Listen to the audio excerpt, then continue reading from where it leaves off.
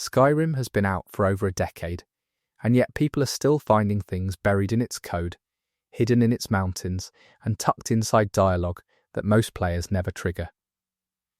I put this video together because I have spent an embarrassing amount of time combing through Skyrim's game files, obscure wiki threads, and hours of in-game exploration, and I kept finding things that I genuinely could not believe were in the base game. When I assembled this, I made a deliberate choice to skip the well-known stuff. You will not hear about the Headless Horseman or the notch pickaxe at the top of the throat of the world. Those have been covered to death. What you will get here is the stuff that even long-time players tend to miss. Before I move forward, I'm counting on you to support my channel by clicking that tiny subscribe button so that we can spread these amazing videos to folks like you around the world. Thank you. Now let us get into it. Skyrim is a game built on layered systems, and sometimes those layers contradict each other in ways that reveal something strange about how the world was designed, or how it was abandoned mid-design. This video is organised loosely by theme, starting with the world itself, moving into the people who inhabit it, then the quest lines, then the things that seem to exist outside the intended logic of the game entirely. Let us start with the land. Solitude sits on a massive natural arch of rock above the Karth River. It looks impressive from a distance, and the architects of Skyrim clearly wanted it to feel like an ancient, imposing seat of imperial power. But if you drop down beneath the arch and look up, the underside of the rock is completely hollow.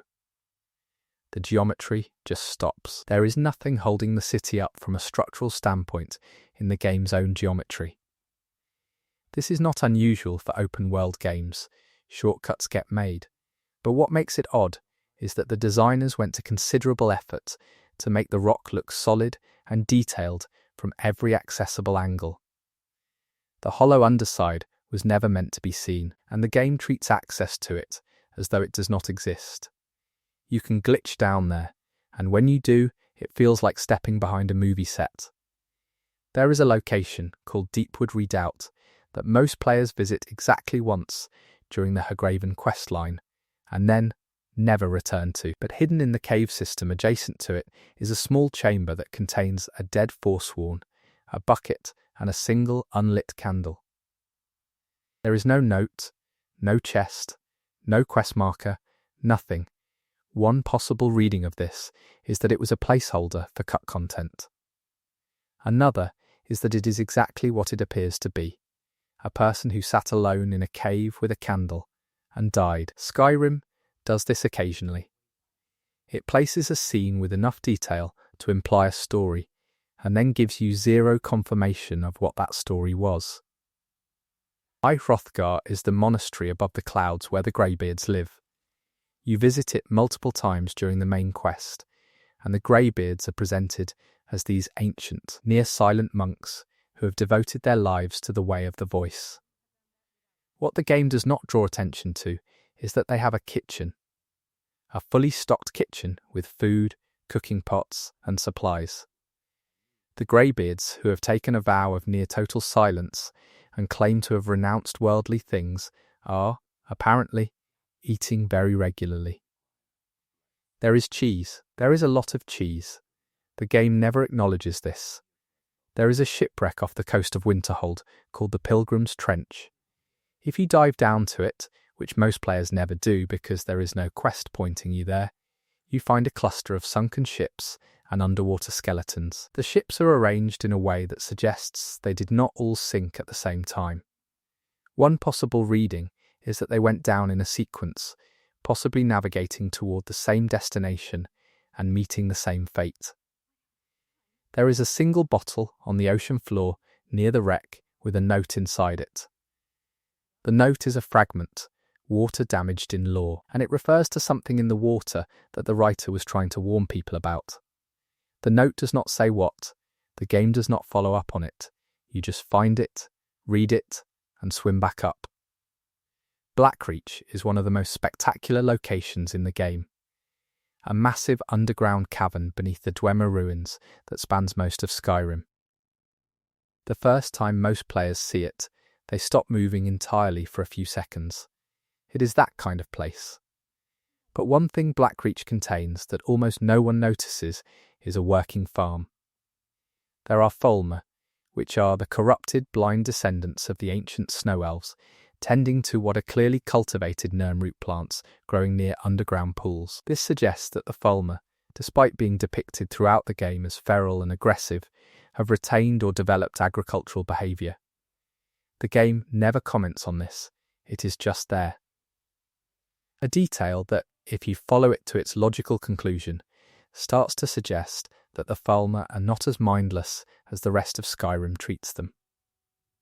Speaking of Folmer, there is a location in the Dwemer ruins of Alftand, where if you take the time to read every scrap of in-game text, you can piece together the last days of a research expedition that went down there before you arrive. The journals are scattered, some torn, and the entries get progressively more fractured as the writer's mental state deteriorates. The last entry from the expedition leader is calm.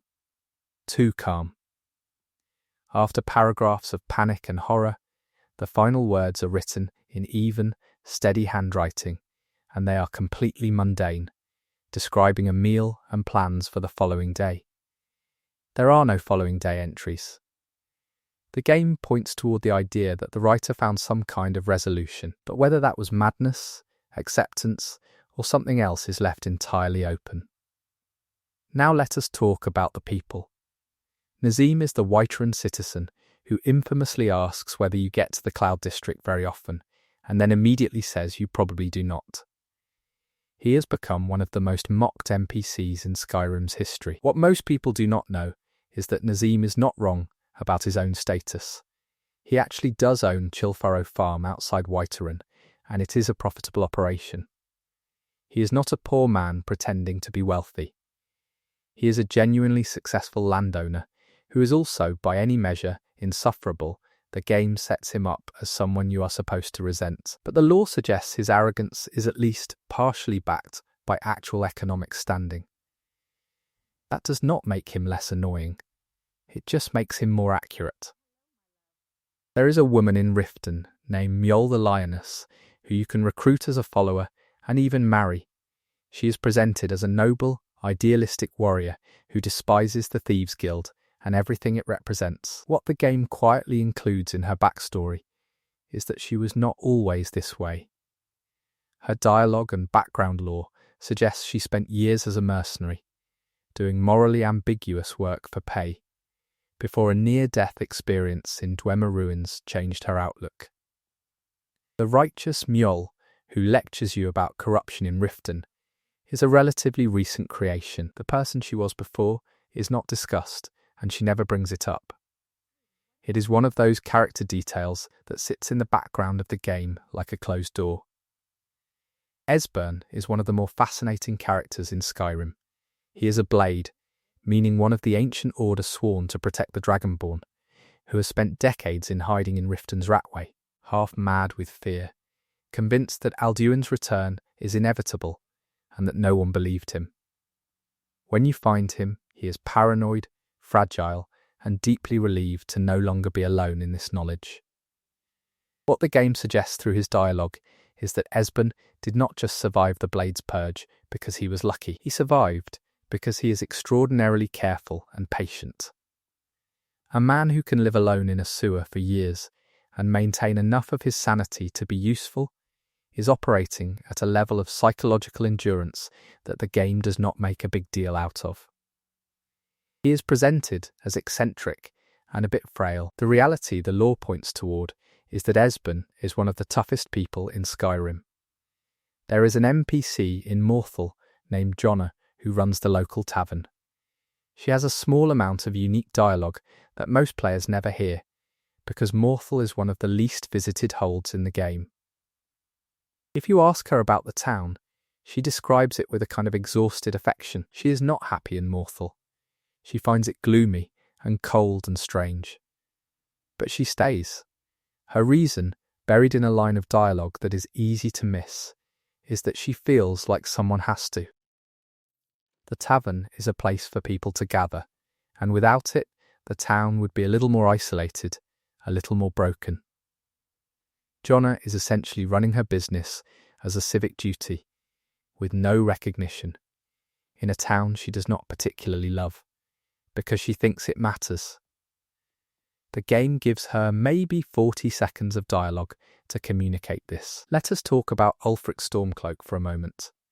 Not the political argument around the war, because that has been dissected endlessly, but the personal history that most players skip through. Ulfric was captured by the Thalmor during the Great War and tortured. He eventually broke and gave information to his captors. The Thalmor data files you can steal during a specific quest suggest that they are not entirely sure how useful the information he gave them was, but they consider him an asset regardless, because his rebellion against the Empire is convenient for them. It weakens the political structure they want to dismantle. Ulfric, who presents himself as the hero of Nordic independence, is possibly the most effective Thalmor agent in Skyrim, entirely by accident. The game never has him learn this. You can read the file. You can know. He never does. Jarl Balgruuf of Waiteren is the first Jarl most players meaningfully interact with, and he is generally presented as the most reasonable authority figure in the game. He refuses to take sides in the civil war until he is forced to. He is responsive to the Dragonborn's warnings about Alduin, and he manages to come across as genuinely competent. What the game quietly reveals through various side dialogues is that Balgruuf's life before you arrive in Waiteren was not great. His wife left, his children are charitably complicated, and his closest advisor, Proventus Avenici, is frequently useless. Balgruuf's composure under all of this is not presented as a character arc. It is just his baseline. He is not shown learning to be steady. He just is. And Skyrim treats this as unremarkable. Now here is something genuinely strange. There is a woman in Dawnstar named Egnir who mentions repeatedly that she has been having terrible nightmares.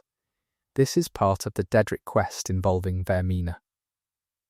What Egnir's specific dialogue points toward, if you talk to her multiple times across the quest, is that her nightmares began slightly before everyone else's.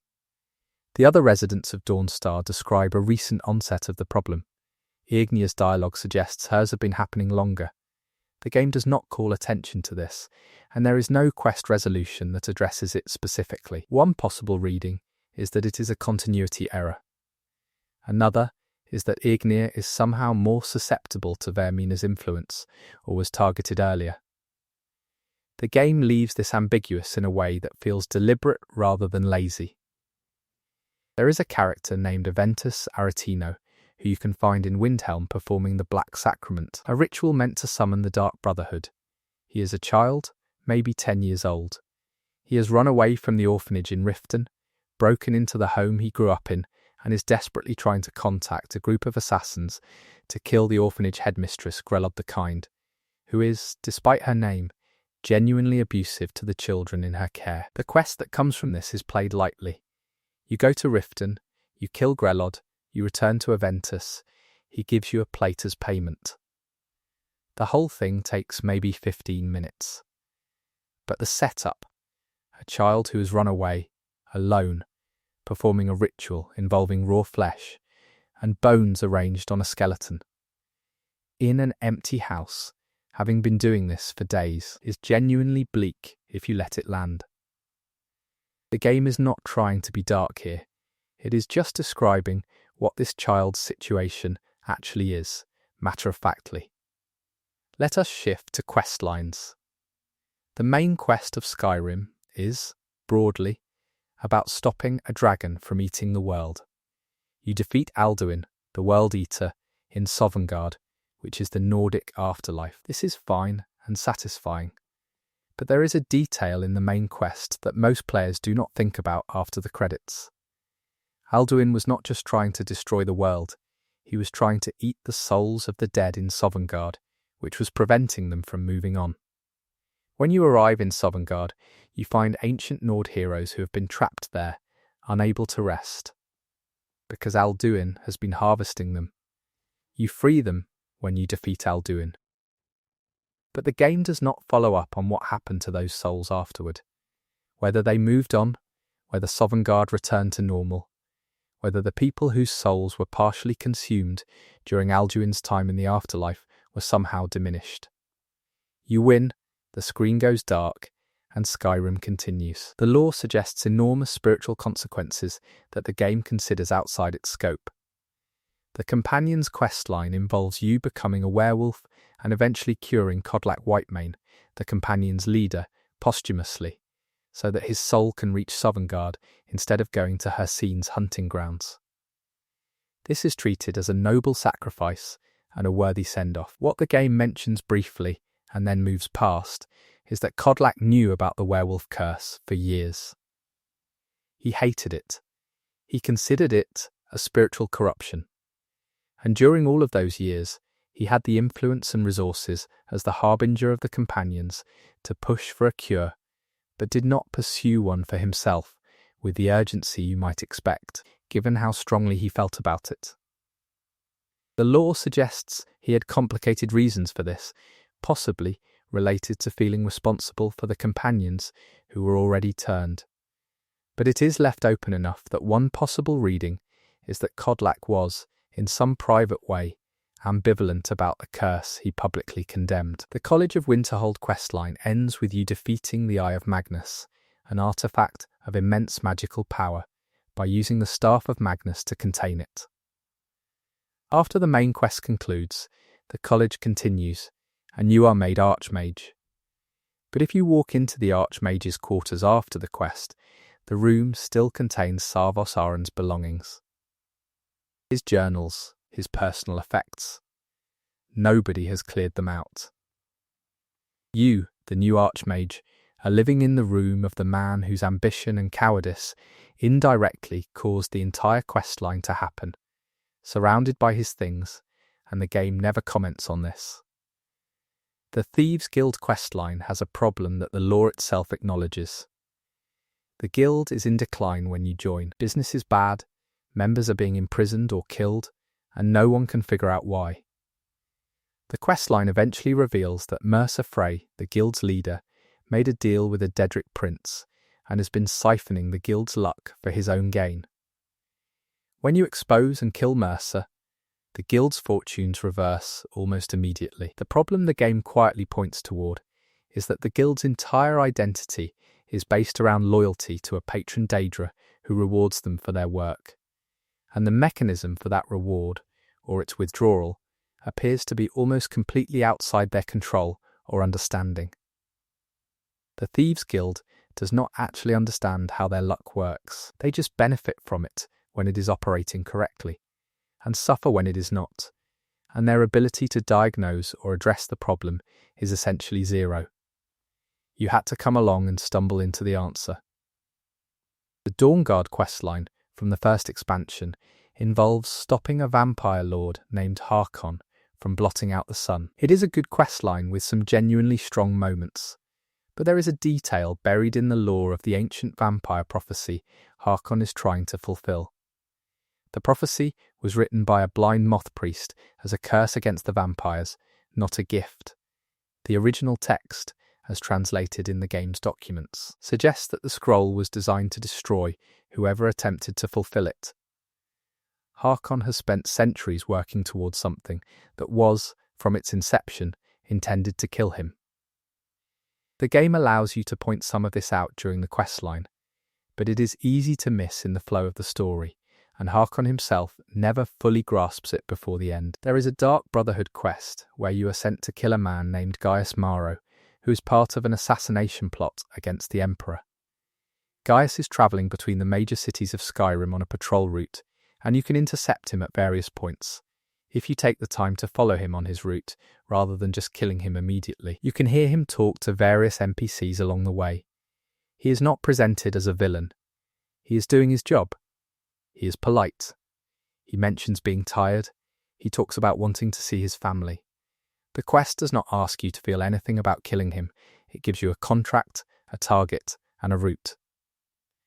The emotional dimension is purely optional, generated by player choice. If you rush the quest, Gaius is just a mark. If you follow him for 30 minutes first, killing him feels different. Now for the things that exist outside the normal logic of the game. The adoring fan in Elder Scrolls IV Oblivion was a character so aggressively devoted to the player character that he became a meme. Skyrim does not have an equivalent character, but there is a man in Whiterun named Mikael who makes a point of talking about how famous he is and how much people love him. He is a bard. He plays at the Bannered Mare. He is not particularly good. If you humiliate him publicly by winning a speech check, he becomes deflated and quiet and never recovers his confidence for the rest of the game. He does not have a backup personality. His self-image was the whole thing, and once it is gone, there is nothing underneath it. Skyrim is full of characters like this, people whose entire identities are a single performance, and the game lets you dismantle that performance without comment. There is a cave called Sunderstone Gorge that contains a word wall for the fire breath shout. It also contains the bodies of mages who appear to have died studying the wall. One of them has a journal that describes the group's research into the wall's inscriptions. The final entry notes that the writer has begun hearing something. Not words, not voices, just a low sound that they cannot locate and cannot stop hearing. The journal stops there. The other mages appear to have died from burns. There is no fire source in the cave. The word for fire breath is inscribed on the wall. The game does not say that the wall caused the deaths. It just places the evidence and lets you connect the points. The lexicon is a Dwemer device that plays a role in the Thieves Guild questline. You retrieve it, you fill it with data from an ancient Dwemer facility, and it becomes a key component in a broader Dwemer plot involving their disappearance. What the game suggests through various side texts and dialogue is that the lexicon is much older than the Dwemer themselves expected it to be when they created it. The data it contains references events in Dwemer history that predate the earliest known Dwemer records. One reading of this is that the Dwemer were not the first civilization to use this device, or one like it. Another is that the device contains records of events that have not yet happened, accessed by a people who developed technology that could interact with time in some limited way. The game does not resolve this. The lexicon goes into a display case in the Thieves Guild and is never mentioned again.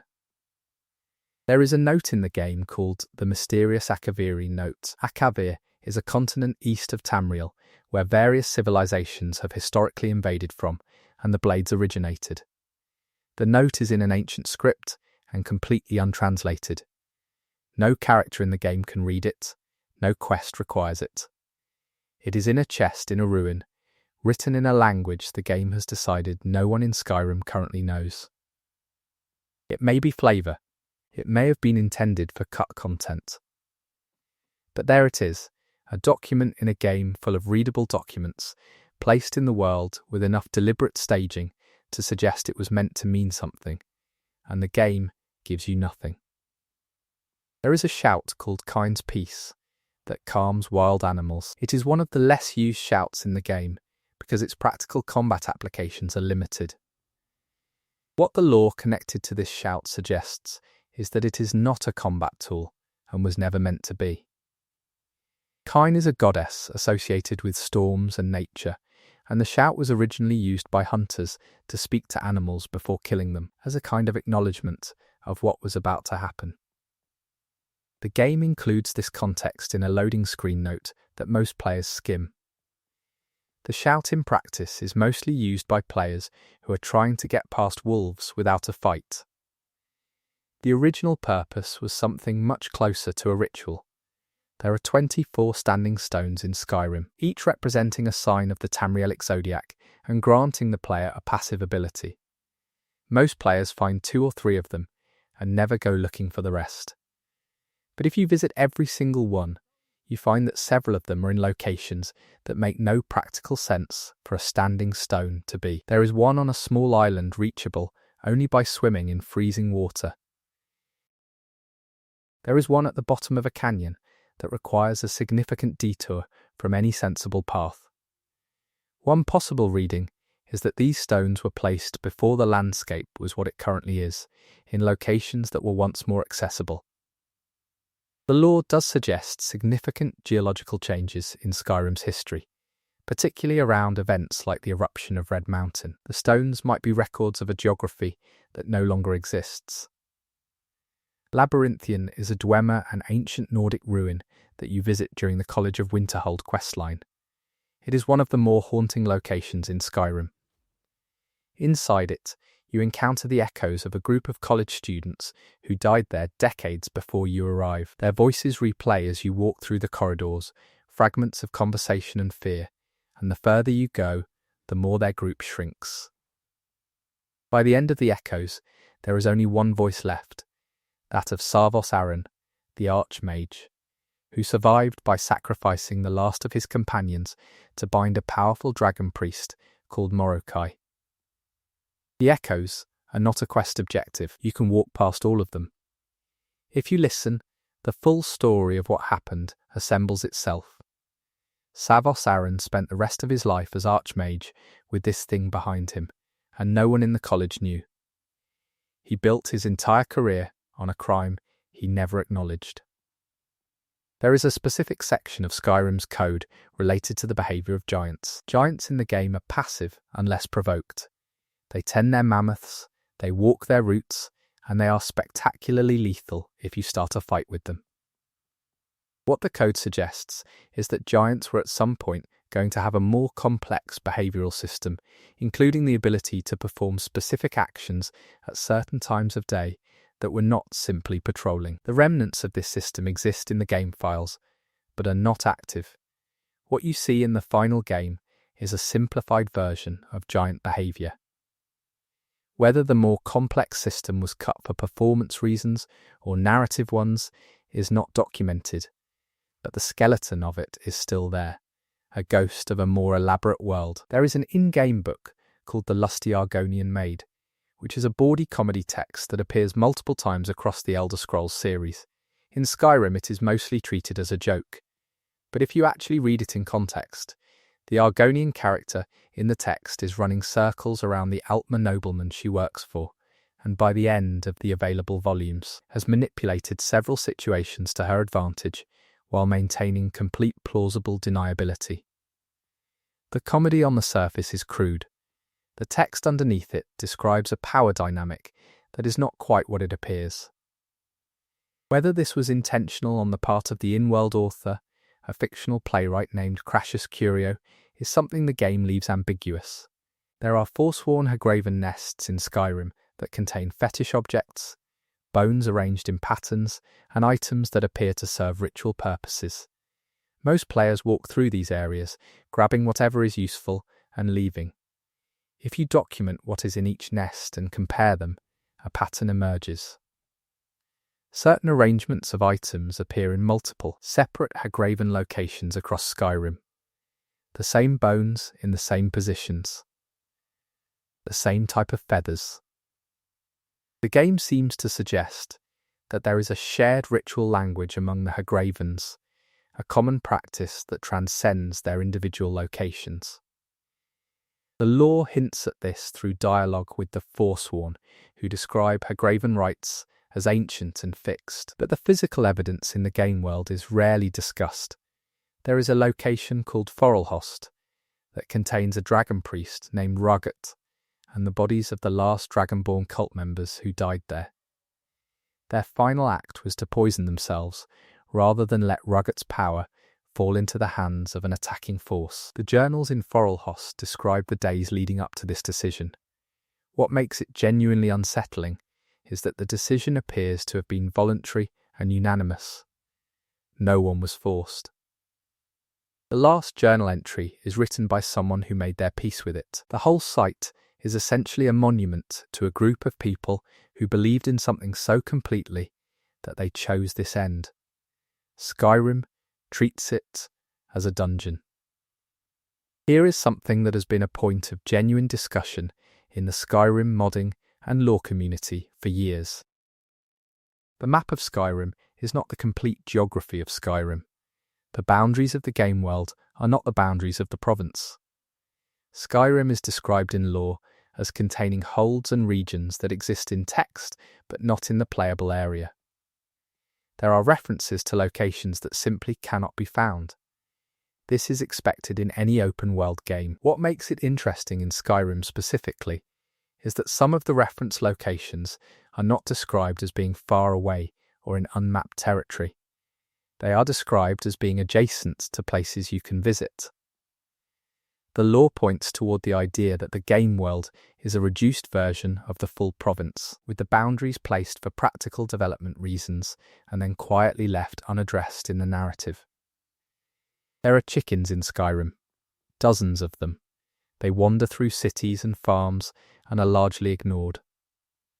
What most players know, because it has become a meme, is that killing a chicken in a city is treated as a crime and will cause guards to attack you. What is less discussed is the specific wording of the in-game crime report for this action, which categorizes killing a chicken the same way it categorizes attacking a person. The game engine treats animal ownership as an extension of the owner's personhood for crime calculation purposes. This was presumably a practical coding decision. In practice, it means that Skyrim's legal system, such as it is, has determined that a chicken's life and a citizen's life are offences of comparable severity. There is a locked room in the Thalmor embassy that you access during the main quest when you infiltrate their party. Inside is a prison area, where the Thalmor are holding someone named Etienne Ranis, a Thieves Guild member. He has clearly been there for some time and has been tortured for information. You can free him or not. If you do, he escapes and you can find him later in Riften. His dialogue after rescue is brief. He does not dwell on what happened to him. He does not particularly want to talk about it. He says something to the effect that he just wants to get back to work. The game lets him move on. It does not press the point. But the implication sitting behind his short dialogue and the condition you find him in is not subtle, and the game's choice to give him minimal dialogue about it and let him return to his life reads as either deliberate restraint or a missed depth, depending on how you look at it. There is a giant chessboard-like pattern on the floor of one of the Dwemer ruins that is completely unexplained. Not as a puzzle, not as decoration that any in-game text references. It just exists. The pattern is deliberate, and the scale of it is significant, clearly something that took considerable effort to construct within the fiction of the Dwemer who built it. No one in the game comments on it. No journal references it. The Dwemer were described as deeply interested in mechanical systems and intricate patterns of logic. Whether this was a functional game, a mathematical demonstration, a religious symbol, or something else entirely is not addressed. It is one of those details that makes the Dwemer feel genuinely alien rather than just technologically advanced. Hermaeus Mora is the Daedric Prince of Knowledge, Fate, and the Unknown. He appears in the Dragonborn expansion and is generally presented as ancient, inscrutable, and patient. What the lore around Hermaeus Mora consistently points toward is that he does not necessarily value knowledge for its usefulness. He values it as a collection. The distinction matters because it suggests that Hermaeus Mora might gather information with no intention of using it, the same way a person might collect objects purely for the act of having them. The Dark Elf Mirak spent centuries serving Hermaeus Mora and was rewarded with vast arcane knowledge. What the lore implies is that Mirak may have been just another piece of the collection, a useful instrument whose primary purpose was adding data to Mora's archive rather than being a valued servant. The game hints at this. Mora discards Mirak without apparent grief when he is no longer needed. There is a puzzle in Avanscensel, a Dwemer ruin southeast of Riften, that involves a series of Dwemer mechanisms and a quest given by the ghost of a woman named Breya. The ghost quest, called Unfathomable Depths, involves recovering a lexicon and placing it back in its housing. The interesting part is Brea's backstory, delivered through ghostly echoes of past events as you explore. Her expedition went wrong due to a combination of overconfidence and poor preparation. Brea herself led the group into the ruin with incomplete information and no real exit plan. The quest does not present her as villainous. It presents her as someone who made a series of understandable decisions that compounded into a fatal outcome. A ghost's motivation is not revenge or unfinished business in the dramatic sense. She appears to simply want the thing she broke to be fixed. She takes responsibility in the most practical way available to a dead person. There is a specific bug in Skyrim, present across multiple versions and platforms, where a mammoth will sometimes fall from the sky. Giants have a mechanic where they hit things very hard and send them flying. Sometimes a mammoth, during a fight involving a giant, achieves a trajectory that sends it above the game's render distance before physics brings it back down. This means mammoths occasionally rain from the sky for reasons that appear completely random to anyone who was not watching the fight that caused it. This is a glitch, not a feature. But the consistency with which it happens means that if you play Skyrim long enough, you will almost certainly witness it. The modding community documented this so thoroughly that it became a reference point in discussions about Skyrim's physics engine. A mammoth falling from nowhere is at this point considered a legitimate part of the Skyrim experience. There are guards in Skyrim who speak dialogue that was clearly designed to reflect regional culture and current events. Guards in Riften sound different from guards in Windhelm. Their lines reference local concerns, local politics, local prejudices. What is sometimes overlooked is how much world building is embedded in throwaway guard dialogue. A Markarth guard will, in a single line about keeping order, reveal something about the Forsworn situation, the Silver Blood family's power, and the general atmosphere of paranoia in the city. This was presumably not meant to be analysed. It was filler dialogue for the ambient sound of the world. In practice, it is some of the densest passive storytelling in the game. There is a specific location in the Rift where, if you walk to an unremarkable area of the forest at a specific time of day, you will find a field of flowers that no quest ever points you to, no map marker highlights, and no NPC ever mentions. The field exists. It is beautiful. It is completely purposeless within the structure of the game. There is nothing to collect, no interaction prompt, no reward for finding it. One reading is that this was a location placed by a developer who wanted something beautiful in an area that lacked it. Another is that it is a remnant of something that never made it to final content. In either case, you can stand in this field, and the game will not give you any points for it, and it will not tell anyone you were there. There is a type of soul gem in Skyrim called the Black Soul Gem that is capable of trapping human souls. Regular soul gems can only hold animal or creature souls. The lore distinction between these two categories is significant. Human souls, including those of mer, beast races, and anyone with sapience, are classified in the game's magic system as categorically different from creature souls. Black soul gems are illegal in most parts of Tamriel and are associated with necromancy and Daedric worship. What the game does not dwell on, but the lore suggests, is that using soul gems in general, even the standard kind, involves capturing a form of spiritual essence and permanently trapping it inside a crystal to power a magical effect. The common practice of soul trapping in Skyrim, which most players do casually and constantly for weapon enchanting, is, by the internal logic of the game's own magic system, a significant act with permanent spiritual consequences. Skyrim presents this as a skill tree. There is a character in Skyrim named Urag Shub who runs the library at the College of Winterhold. He is an orc, and he has clearly been at the college for a very long time.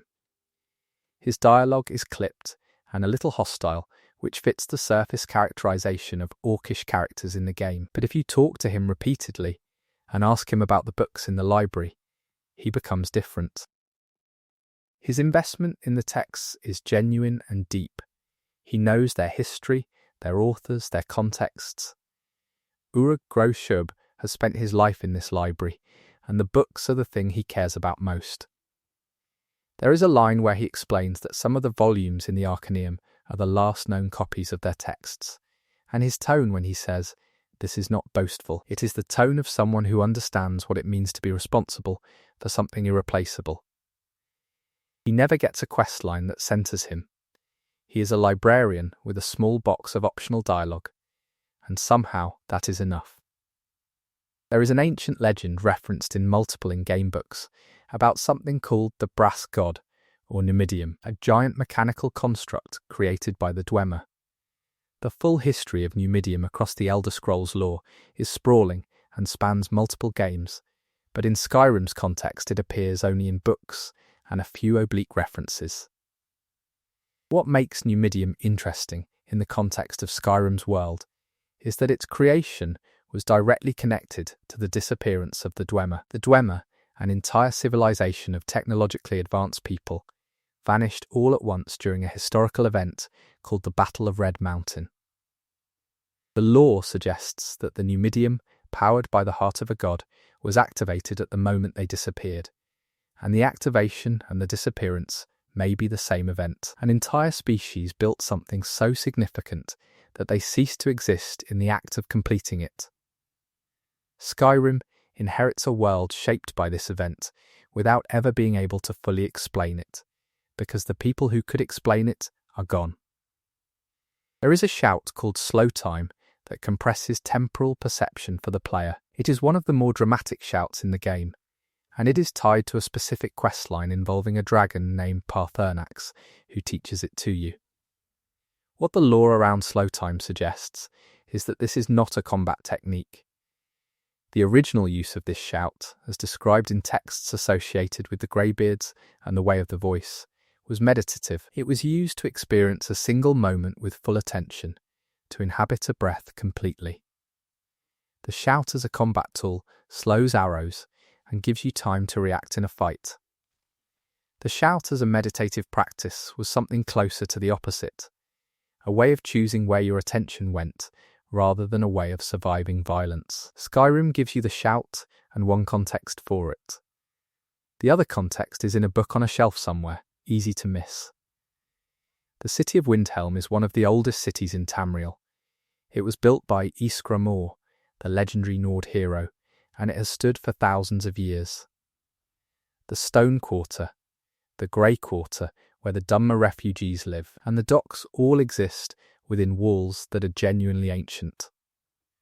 What Windhelm communicates through its physical design, if you take the time to look at it architecturally, is stratification.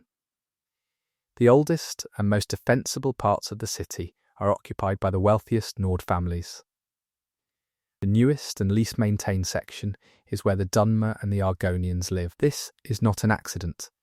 The city's architecture documents its social history without any single character having to explain it. The in-game lore adds that Windhelm's treatment of non-Nord citizens has been a point of ongoing controversy. Ulfric Stormcloak, who controls the city and is running a war about Nordic identity, has done nothing to change this. The architecture and the politics of Windhelm tell the same story from two different directions. There is a quest called Kine's Sacred Trials, given by the ghost of a deceased Spriggan hunter near Froki's shack. Froki, an elderly Nord who lives alone in the mountains, sends you on a series of hunts to prove yourself worthy in the eyes of Kine. The hunts involve killing specific animals in specific locations, and the reward is modest by Skyrim standards. No enchanted armour, no significant gold, just a ring with a minor enchantment, and Froki's approval. What makes the quest interesting is Froki himself, who is living alone on a mountain because he believes modern Nords have lost touch with the old ways, with the hunt as a spiritual practice rather than just a means of survival. He is not wrong, exactly. The game does not validate or dismiss his position. It just gives you an old man who has chosen isolation over compromise and lets you complete his ritual if you want to, or walk past his shack if you do not. There is a ruin in Skyrim called Ntwanzel beneath Markarth. It is the site of a Dwemer excavation that went catastrophically wrong. The questline associated with it involves finding a missing scholar named Caltelmo's nephew, and the ruins are full of Folmer and automatons.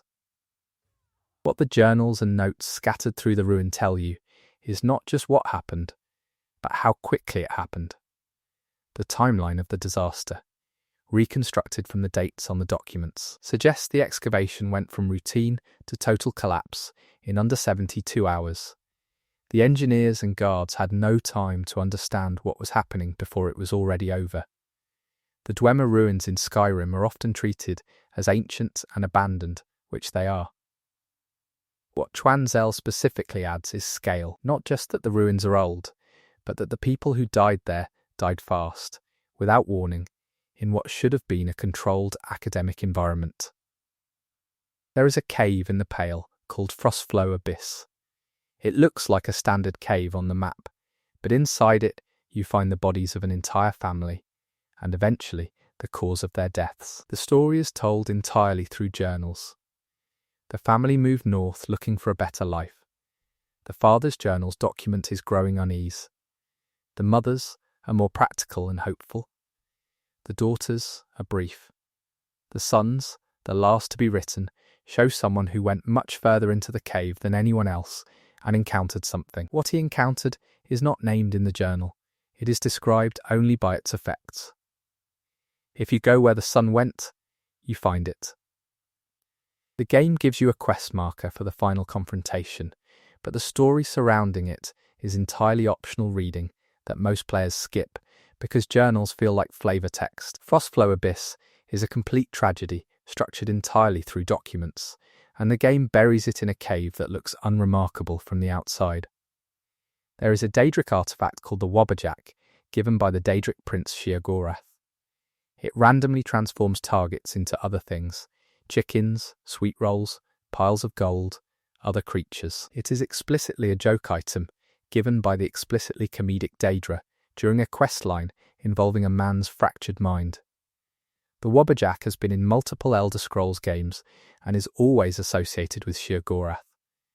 What the lore around Sheogorath suggests is that the Wobberjack is not actually random. Sheogorath understands what he wants to happen. What appears random to observers is, from Sheogorath's perspective, a deliberate choice that simply operates on a logic that no one else can follow. The randomness is the experience of people who cannot see the pattern. Whether this applies to the in-game artifact mechanically is irrelevant.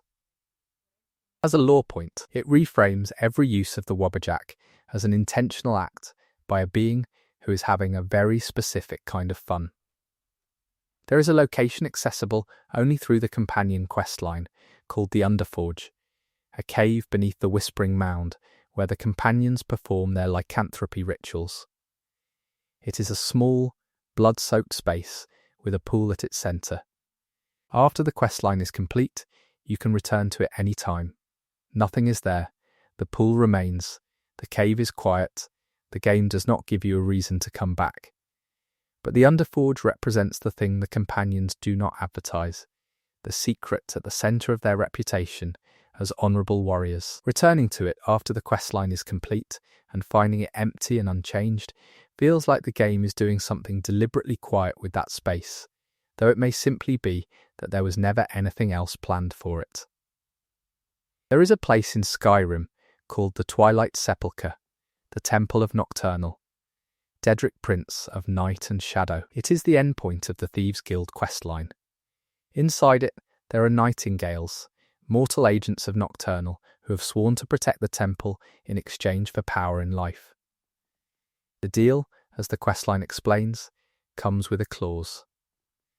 After death, nightingales go to serve Nocturnal in her realm rather than passing to wherever else they might have gone. They are, effectively, giving up their afterlife in exchange for ability during their lives. The questline presents this as a reasonable bargain and an honour. What the game does not quite address, though the lore implies it, is that Nocturnal gets an eternity of service from each nightingale, while the nightingale gets a finite lifespan of enhanced capability. The math on this deal, across all the nightingales who have ever served, suggests that Nocturnal has accumulated a considerable number of bound souls for the price of temporary mortal advantages. There is a quest in Skyrim called the Book of Love, given by a priestess of Mara in Riften. It sends you across Skyrim to resolve love-related problems for various people. It is a gentle, straightforwardly kind questline, with no combat and no major moral decisions. The reward is an enchantment called Agent of Mara that provides permanent magic resistance. The quest is easy to dismiss as minor content, but if you trace the individual stories it involves, a widow who cannot let go, a man who loves someone who does not know, an ancient ghost pining for a woman who has been dead for centuries, each one is a complete small tragedy, with a resolution that costs you nothing more than travel time and a bit of speech. The Book of Love questline is Skyrim at its least dramatic and possibly its most human, and the game buries it under the assumption that players want combat and significance rather than quiet resolution. There is a shout called Dragonrend that forces dragons to land by imposing the concept of mortality on them. Dragons, as created beings of the voice, do not instinctively understand what it means to have a finite existence. Dragonrend was created by the ancient Nords as a weapon, specifically because it instills this concept forcibly. When you use it on a dragon, the dragon does not just get hit by magic.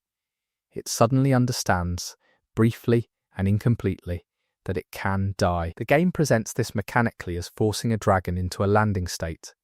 The lore around it suggests something much more like a psychic attack on the creature's foundational self-conception. Alduin, when hit with Dragonrend at the throat of the world, reacts not just physically, but with what the dialogue suggests is genuine existential shock. The game's writers were doing something specific with that moment, and the combat mechanic on top of it is almost underselling it. There is a book in Skyrim called Before the Ages of Man. It is a cosmological text describing the creation of the world from the perspective of the in-universe scholars who compiled it. What the book describes is that the world as it currently exists is not the original world, but a reduction from a more complete prior state. The gods who created the world diminished themselves in the act of creating it. Time, as experienced in the mortal world, is a consequence of this diminishment. The book is dense and not an easy read, and the game places it in various locations without flagging it as particularly important.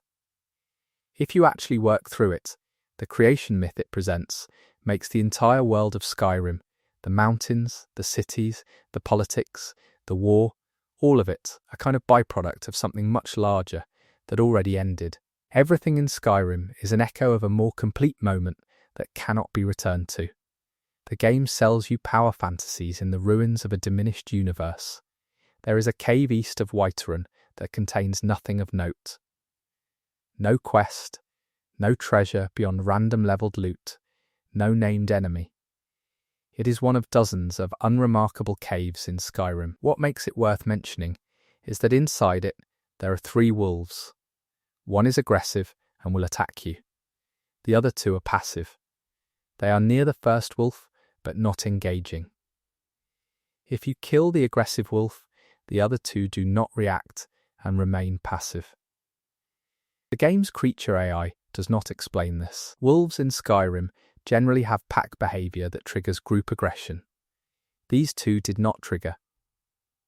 Whether it is a behaviour anomaly, a deliberate staging choice, or something that was never meant to mean anything, 3 wolves in a cave, 1 hostile and 2 watching, is the kind of detail that lands differently, depending on what you bring to it. There is a Dwemer puzzle sphere in the game that cannot be placed or used or read.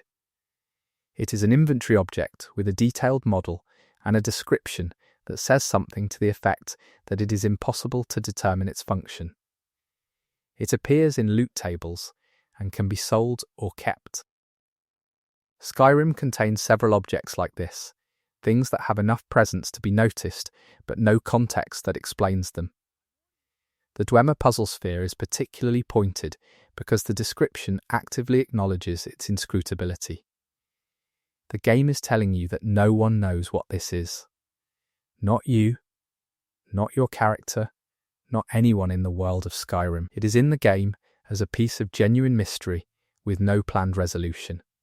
You carry it around and it means nothing, and the game has decided that this is a legitimate thing to offer you.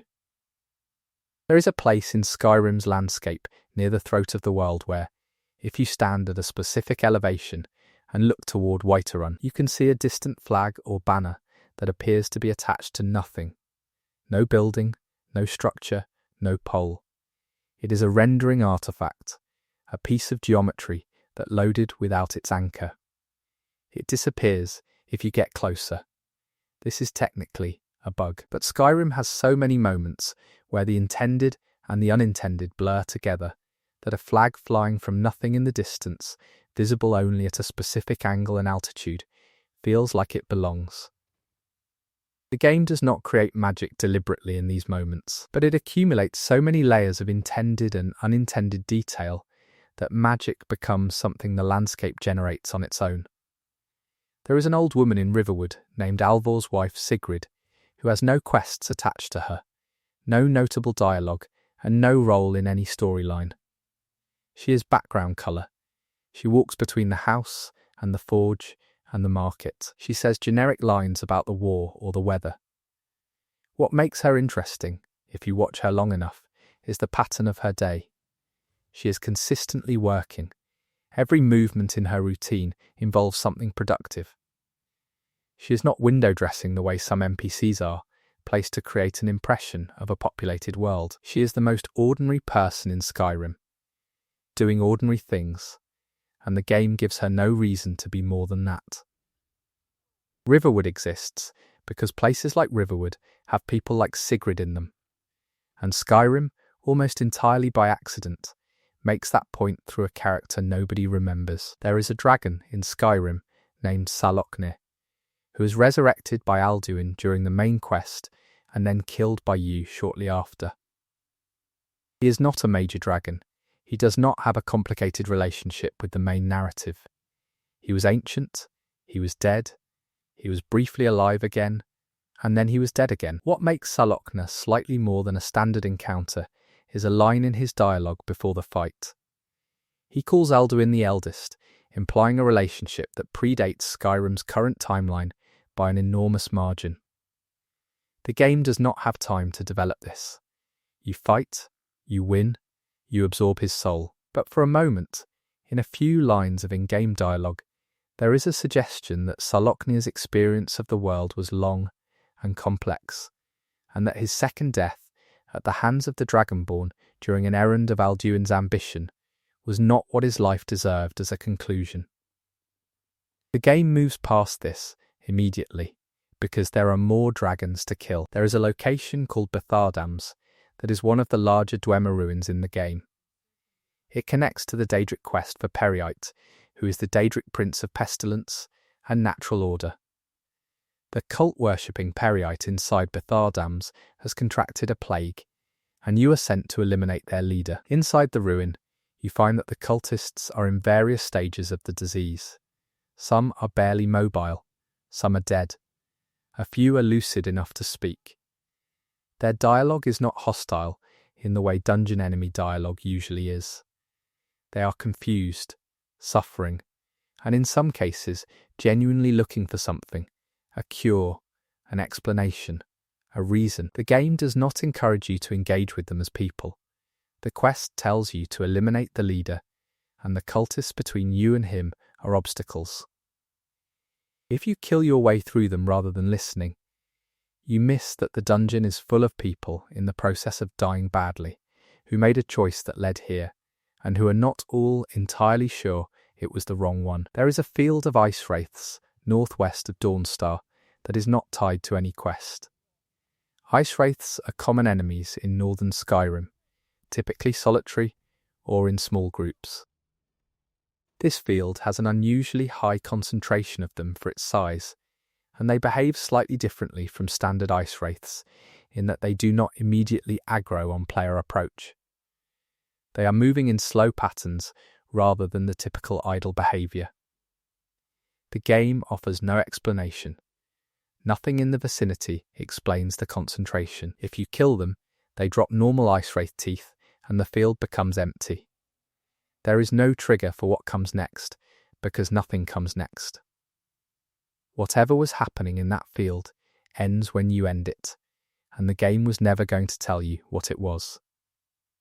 There is a moment late in the Dragonborn expansion where you encounter the Skald, a traditional Nord community on the island of Solstheim that has maintained a connection to old ways largely abandoned on the mainland. Their worldview, which includes the concept of the All-Maker who shapes all living things, and the adversary who seeks to corrupt that shaping, is presented thoughtfully and without mockery. The Skald are not depicted as backwards. They are depicted as a community with a coherent philosophy that has served them well in an extremely harsh environment. What the expansion does quietly, by placing you in Solstheim and involving you in the Skald's conflict, is give you a second frame for understanding the world you have been exploring. The mainland Nords worship Talos and worry about the Empire. The Skald watch the stones and listen for what the All-Maker is telling them. Both communities are in Skyrim's world. Only one gets a major questline. There is a moment in the game where you can overhear two Thalmor soldiers discussing their mission in Skyrim. It is ambient dialogue, not scripted to trigger at a specific narrative moment. What they say, if you stop and listen, is mundane. They complain about the cold. They talk about wanting to go home. They express boredom with patrol duty. They are not discussing grand plans for Aldmeri Dominion domination or the suppression of Talos worship. They are two people standing in the cold doing a boring job. The game uses the Thalmor throughout the main narrative as a symbol of imperial overreach and religious oppression, which they are. But the ambient dialogue gives them something the questlines do not always bother with, which is the texture of being ordinary people inside an oppressive institution, rather than the institution itself. There is a book called The Lusty Argonian Maid, Volume 2, which you can also find in Skyrim. In it, a character asks whether there is a Volume 3. There is not one, anywhere in the Elder Scrolls games. The question is in the text. The answer is not in the universe. There is a specific Whiterun guard who, depending on your progress through the main questline, will comment on the dragons with increasing familiarity. Early in the game, he says something like he never thought he would see a real dragon. Later, he talks about it more casually, as something that has become a fact of his world. He does not have a named storyline. He is not a significant character. But he is one of the few NPCs in Skyrim who changes his relationship with events over time in a way that feels lived in rather than scripted. Skyrim's NPC commentary on world events is generally static. This one guard tracks the progression slightly. And then the main quest ends and his dialogue stops updating and he goes back to saying the same things indefinitely. The brief impression of change is more affecting than the permanence that follows it.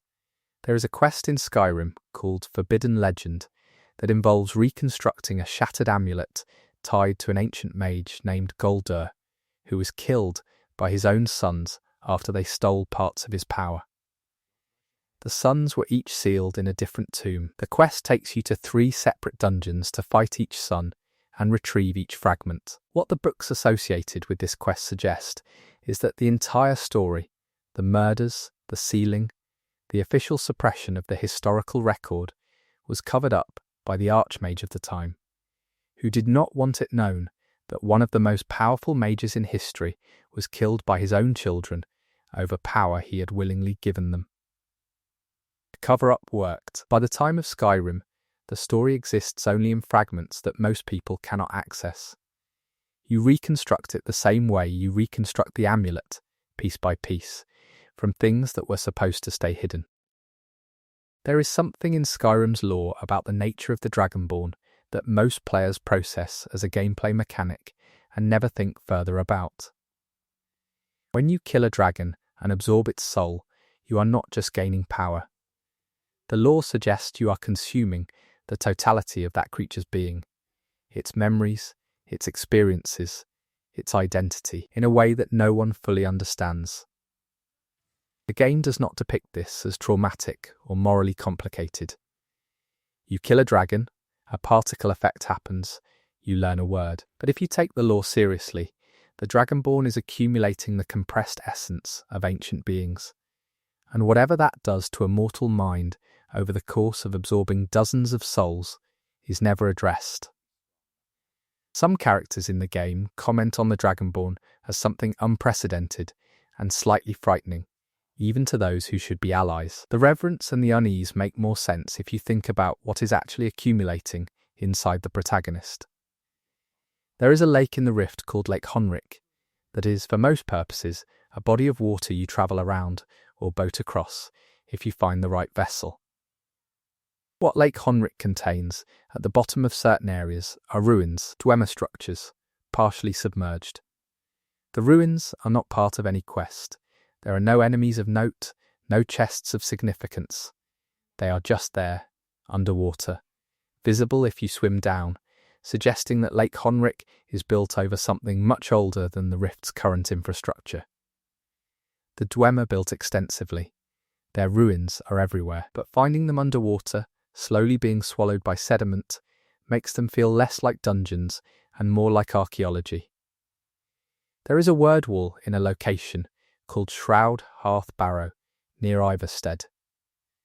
The barrow has a resident ghost named Windelius Matthias, who has been scaring away locals to keep the barrow to himself while he searched for treasure. His journal tells the story of how he came to the barrow, found the ghost legend and decided to use it, and then, over months of isolation, began to genuinely believe the ghost stories himself. By the end of the journal, Windelius is not pretending to be a ghost. He is convinced he is haunted. His mental state dissolved under the combination of isolation, darkness, and the phial of spectral potion he drank to fake his haunting. The phial is mentioned once as a practical tool at the start, and then becomes part of his deterioration. The ghost the locals were afraid of was a man who frightened himself into something he could not come back from. There is a region of Skyrim called Hjalmark that is largely marshland and is one of the least visited areas of the game. Its capital is Morthal, a small, gloomy town that does not have much to recommend it as a travel destination. Hjalmark does not have a memorable faction quest, does not sit on a major trade route, and is not the site of any climactic story moments. What it has is atmosphere. The region is genuinely strange, full of fog and dead trees, and a landscape that feels wrong in a way the game does not explain. The locals in Morthal have a fatalistic quality to their dialogue. Several of them describe the hold in terms that suggest it has always been this way, always slightly off, always slightly dangerous in ways they cannot specify. Hjalmark is Skyrim's best haunted landscape, and it gets maybe 1% of the attention of Whiterun. There is a dungeon called Bloodscale Barrow on Solstheim that is only accessible during the Dragonborn expansion. Inside it, there is a puzzle involving a sword that fires magical blasts that you use to trace patterns on a door. The puzzle is not complicated. What makes the dungeon notable is the room just before the puzzle, which contains a skeleton in a chair, a worn-out journal, and nothing else. The journal belongs to Gratian Corellius, an ancestor of the quest giver, who came here seeking the sword. He found the puzzle room. He could not figure it out. He sat in the chair and wrote in his journal over what appears to be several days, each entry a little more desperate, a little more resigned. He died in the chair a few feet from the solution. The puzzle is not hard. The journal makes it hurt anyway. There is a Daedric prince named Meridia, who is unusual among Daedric lords because she is explicitly opposed to undead and necromancy, which puts her in conceptual alignment with most mortal religions. And yet she is still a Daedra, a being who operates outside mortal moral systems.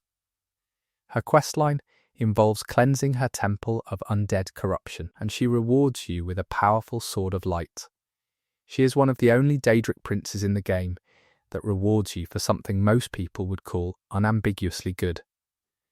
What the lore around Meridia suggests is that her opposition to undead is not altruistic in a mortal sense. She hates undead because they represent a perversion of the life energy she values as a component of her divine domain. Her motivation is closer to aesthetic revulsion than ethical principle. The game presents her as haughty and demanding, which fits this. She is not good in the way mortals are good. She is opposed to a specific thing for reasons that are entirely her own. There is a small island in the Sea of Ghosts, reachable by swimming or by a specific route through the terrain, that contains a mammoth skeleton. Not a mammoth that died there, but a full, clean skeleton, arranged in a space too small for a mammoth to have lived in. The skeleton is on an island barely larger than the animal itself. There is nothing else there. The game does not acknowledge this. It is not on any map. No NPC mentions it. It is a mammoth skeleton on a tiny island in a frozen sea, and it has been there, waiting for someone to notice since the game shipped. There is a quest line in Skyrim about a mythical sword called the Pale Blade. The sword appears in a dungeon called Frostmere Crypt, where a bandit named Rajir has stolen it and set off a strange chain of events involving something in the forest outside the crypt. The sword itself, when you hold it, has an unusually specific enchantment for a named artifact. The questline is treated as a standard dungeon run with a slightly elevated story, and most players complete it in 20 minutes. What the journals inside the crypt hint at is that the events surrounding the sword, the strange sounds, the disappearances, the behaviour of the bandits, had been building for some time before Rajir took the blade. The sword may not have caused what happened. Something may have already been there, and the sword simply gave it focus. The game does not confirm this. The crypt goes quiet when you leave. There is a character in Skyrim named Parthenax, who is, arguably, one of the most significant figures in the history of the world within the game's lore. He is the lieutenant who served Alduin during the Dragon War. He taught the ancient Nords the shout that eventually allowed them to drive Alduin away. He then founded the Way of the Voice and has spent 3,000 years meditating on the throat of the world, working against his own nature. When you meet him, he is old and quiet and philosophical without being preachy. He acknowledges what he was.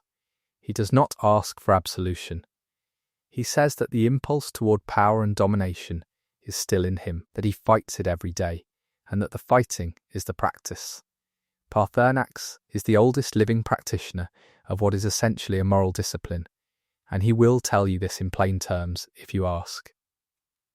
Then the Blades will want you to kill him, and the game will let you choose. There is a type of enemy in Skyrim called a Hagraven that is the result of a forsworn woman undergoing a ritual that transforms her into a hybrid of bird and human in exchange for magical power. The Hagravens are consistently hostile to the player. They attack on sight. What the lore around them suggests is that the transformation was chosen. Every Hagraven in Skyrim was, at some point, a woman who decided this was worth it. The game does not give many of them individual identities. They are enemies, but occasionally, in a Hagraven's nest, there is a journal or a letter that predates the transformation, and for a moment the enemy in front of you becomes a person who made a specific decision with full knowledge of what it would cost. The game does not ask you to feel anything about this. It would take time away from the fight. There is a place in Skyrim where the loading screen between exterior and interior loads a different version of the same space than the one you were just in. It is not a narrative decision. It is a technical limitation of how Skyrim handles cell transitions. But occasionally this produces moments where the world outside, visible through a window in the interior, is clearly different from the world you just walked through. The mountain you could see from the road is not visible from the inn window. The sky is a different shade. The trees are in different positions. The two versions of Skyrim exist simultaneously, accessible through different cells, and the loading screen is the only acknowledgement that they are not the same place. There is a line of dialogue in Skyrim delivered by a guard in Riften that is, technically, about waterfront property. The guard says something about how he used to be an adventurer like you, but then he took an arrow to the knee, and then continues to other dialogue. This line has become the most quoted piece of Skyrim dialogue in internet culture. It has been referenced in other games, other media, other conversations about gaming. It is, in isolation, a throwaway ambient line about injury deterring a career change. Within Skyrim lore, taking an arrow to the knee is also a Nordic idiom for getting married, which suggests the guard's dialogue is saying something more specific and personal than the surface reading.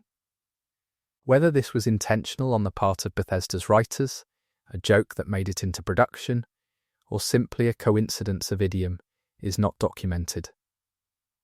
What is documented is the line's reach, the way a single ambient dialogue from a minor NPC became something that outlasted most of the game's intended narrative beats. There is a shout in the game you can unlock, called Animal Allegiance, that causes nearby animals to fight on your behalf. It is one of the least used shouts for most players because practical combat scenarios rarely call for it. What the lore describes about this shout is that it does not simply override an animal's will. It makes the animal understand, on some level, that you are kin. The shout appeals to something in the animal's nature, and the animal responds because it chooses to, not because it has been compelled. The distinction exists only in the lore, not in the mechanic. But it changes what the shout is. It is not a summoning. It is a statement about kinship that certain creatures recognize and respond to. There is a quest in Dawnguard called Touching the Sky, where you travel to the realm of Forgotten Shadows and confront a farmer vampire lord named Knight Paladin Gelibor, who is not hostile and has been maintaining a chantry for a goddess for thousands of years alone. He is the last of his order. Everyone else either left, died, or transformed into the corrupted Fulmer. Gelibor stayed. His devotion outlasted everyone and everything around it, including the civilization that produced it and the pilgrims who were supposed to use the chantry. When you arrive, he is the last living snow elf with his mind intact, and he is still performing his duties with complete seriousness. He is not tragic in the way the game usually stages tragedy. He is not broken. He simply continued. And the game, to its credit, does not pity him. It gives him quiet dignity and lets him be useful to you, which is all he wanted. There are multiple instances in Skyrim of in-game books that are sequels or entries in a series where earlier volumes are not available in the game, or later volumes were never written.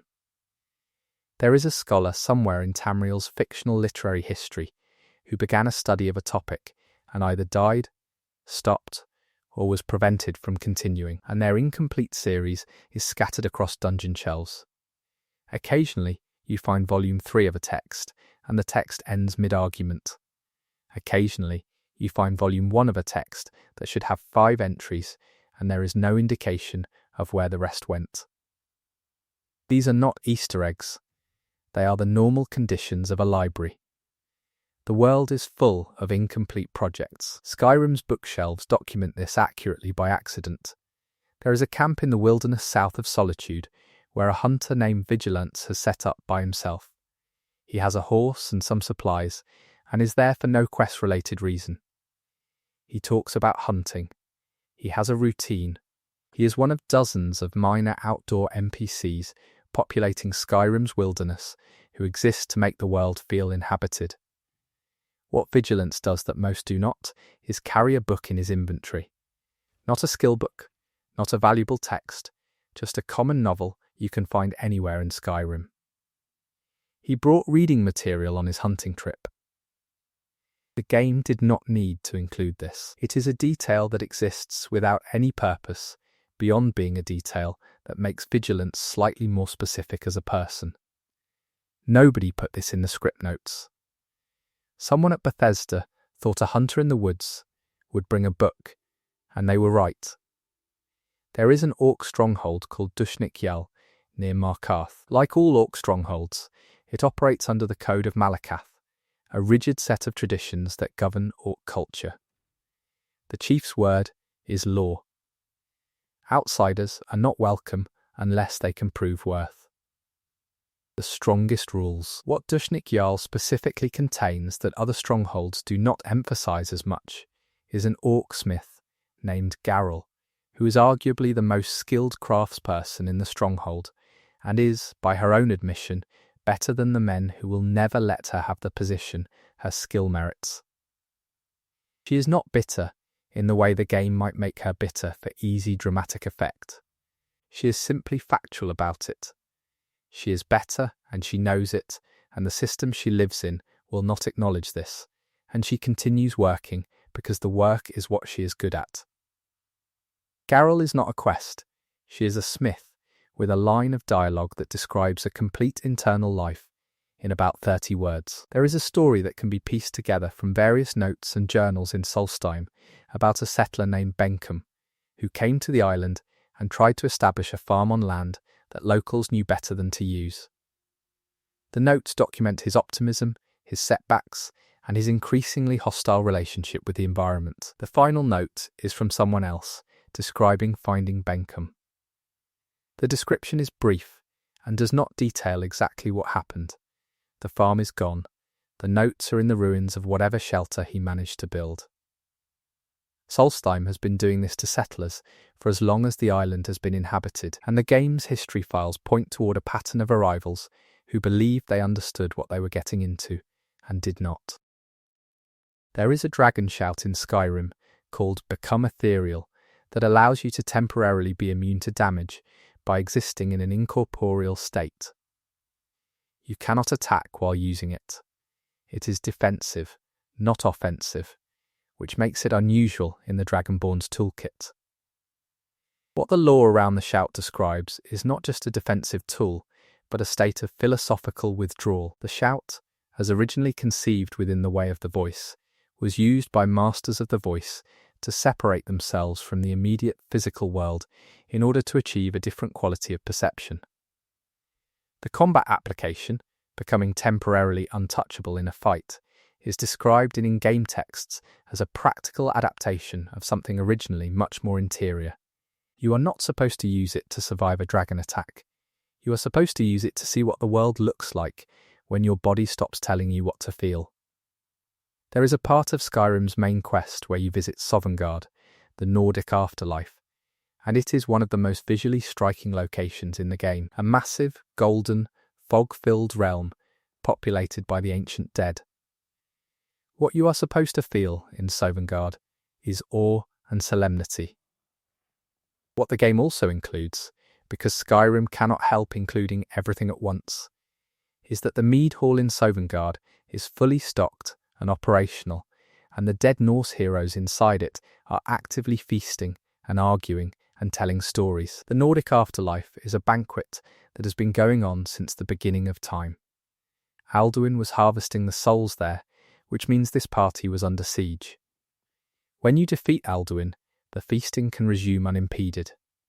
The warriors of Sovngarde are not at rest. They are celebrating forever. This is presented as the ideal outcome. There is a mountain in Skyrim called the Throat of the World that is the highest point in Tamriel. Parthurnax lives at the top. The Greybeards live partway up. Pilgrims, historically, made the journey to High Hrothgar as a spiritual act of endurance. The 7,000 steps that lead up to High Hrothgar each have a stone marker with inscriptions about the Way of the Voice. If you read each stone as you climb, they form a coherent teaching about how the Thu'um works and what it is meant for. Most players run past them or never notice. The path up the mountain was designed as a lesson you receive by walking it. Whether you walk it slowly enough to receive the lesson is up to you. There is something in the Dwemer ruins that suggests the Dwemer did not simply disappear, but may have made a choice. The lore in Skyrim and across the Elder Scrolls series points toward various theories about the Dwemer's fate. Were they destroyed by the act of using the Heart of Lorkhan? Did they transcend mortality in some form? Were they consumed by a creation that rejected its creators? The books in Skyrim's College of Winterhold that address this question are uniformly inconclusive because the authors are working with incomplete information.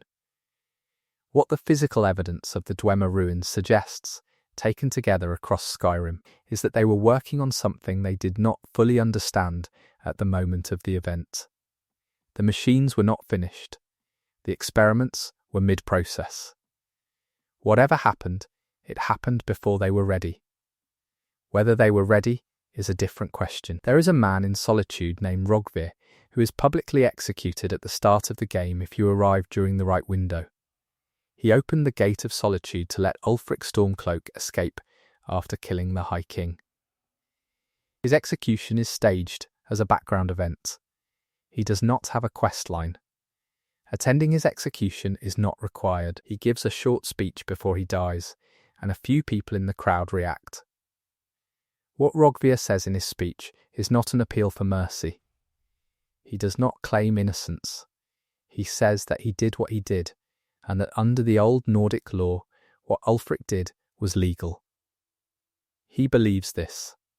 He opens the gate because he believes it. He dies for it in front of a crowd, some of whom agree with him and cannot say so. Skyrim stages this in 2 minutes during an optional visit to Solitude, and then moves on. Rogvir does not get a memorial. There is an ancient text referenced across multiple in-game books called the Anuad, which is one of several competing creation myths in the Elder Scrolls universe. The Anuad describes a universe before the current one, a totality that was divided, and the current world as a result of that division. Every consciousness in the world is, according to this text, a fragment of an original unified awareness trying to return to itself. The war between those who accept mortality and those who resist it is, in the Anuad's framing, a metaphysical argument about whether reunion with the original totality is desirable or not. The Daedric princes, who exist outside mortal time, and the gods who sacrifice their nature to create the mortal world, are different answers to the same question.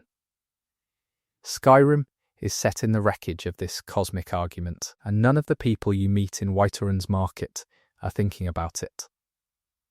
There is a loading screen tip in Skyrim that says the people of Skyrim refer to money as gold even when using other currencies. This is not a story. It is a mechanical explanation for in-game currency. But it implies something about Skyrim's economy and its history that most players walk past. The gold standard, as a cultural reference point strong enough to name the currency, suggests a period when gold was sufficiently abundant and trusted to define value. Skyrim's history includes economic upheaval tied to the wars and the closing of trade routes, and the Thalmor's disruption. That people still call it gold says something about cultural persistence in the face of material change. There is a dragon you encounter called Volthuriol in Blackreach. He is not part of the main quest and is in a location that most players treat as a one-time visit. You summon him by hitting a specific orb with the unrelenting force shout. He has been down there, alone, in the dark, for an unspecified length of time. He attacks immediately. He does not speak. You kill him and absorb his soul, and then Blackreach is quiet again. The game gives you no information about how long Volthuriol has been there, why he was there, or what his life was in that underground cavity. You summoned him by accident, and he attacked, because that is what he had left. The dragon in the mountain is, on reflection, one of the loneliest figures in Skyrim, and the game does not pause to acknowledge this for even a moment. There is a cave called Steepful Burrow on the northern coast of Skyrim that contains a small pack of hawkers and nothing else of note. No quest, no treasure worth specifically seeking, no lore. It is a cave with hawkers, which are Skyrim's version of walruses. If you visit it, you find the hawkers doing hawker things, and you can kill them for their tusks, which sell for a small amount, or you can leave them alone. The cave exists because the coast of Skyrim needed to have things in it, and some of those things are hawkers. The cave is unremarkable in every measurable way. It is one of hundreds of unremarkable locations that together constitute the fabric of Skyrim's world. The remarkable locations stand out because of everything around them that is exactly like Steepful Burrow. There is a ghost named Fury in a Nordic ruin called Forebear's Holdout. She appears as part of a brief ambient questlet, not a full quest, where you encounter the ghost of a Nord warrior and the ghost of the man she fell in love with, an Akaviri. The two of them died in the same place and have been there ever since. Their story is told through a book called Of Fury and Holger that you can find in various locations. The book is a tragedy, compact and well written by Skyrim standards. The ghosts in the ruin are the aftermath. When you close the questlet, they do not move on dramatically or say goodbye. They simply fade. The love story and its resolution take maybe 5 minutes of your time if you read the book in the ruin. Skyrim contains dozens of these, complete emotional arcs buried in dungeons that a player can easily clear without ever knowing they happened. There is a word wall in a location called Highgate Ruins that contains a fragment of the shout Forkrul Rotmulag, the soul-tier shout from Dawnguard. The ruins themselves tell the story, through environmental design more than text, of a community that tried to resist something and failed. The architectural damage is not random. It has directionality to it, suggesting the ruin was destroyed by something coming from a specific point, overwhelming a specific line of defense. The bodies are clustered in retreat patterns. Someone tried to slow something down while others escaped. Whether they escaped is not documented. The ruin does not know. It just holds the shape of what happened. There is a woman named Vex who works for the Thieves Guild as a master lock-picking trainer.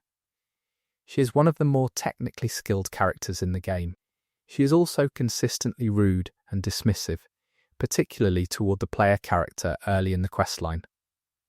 Her dialogue does not change dramatically over the course of the quest. She remains blunt and has limited warmth.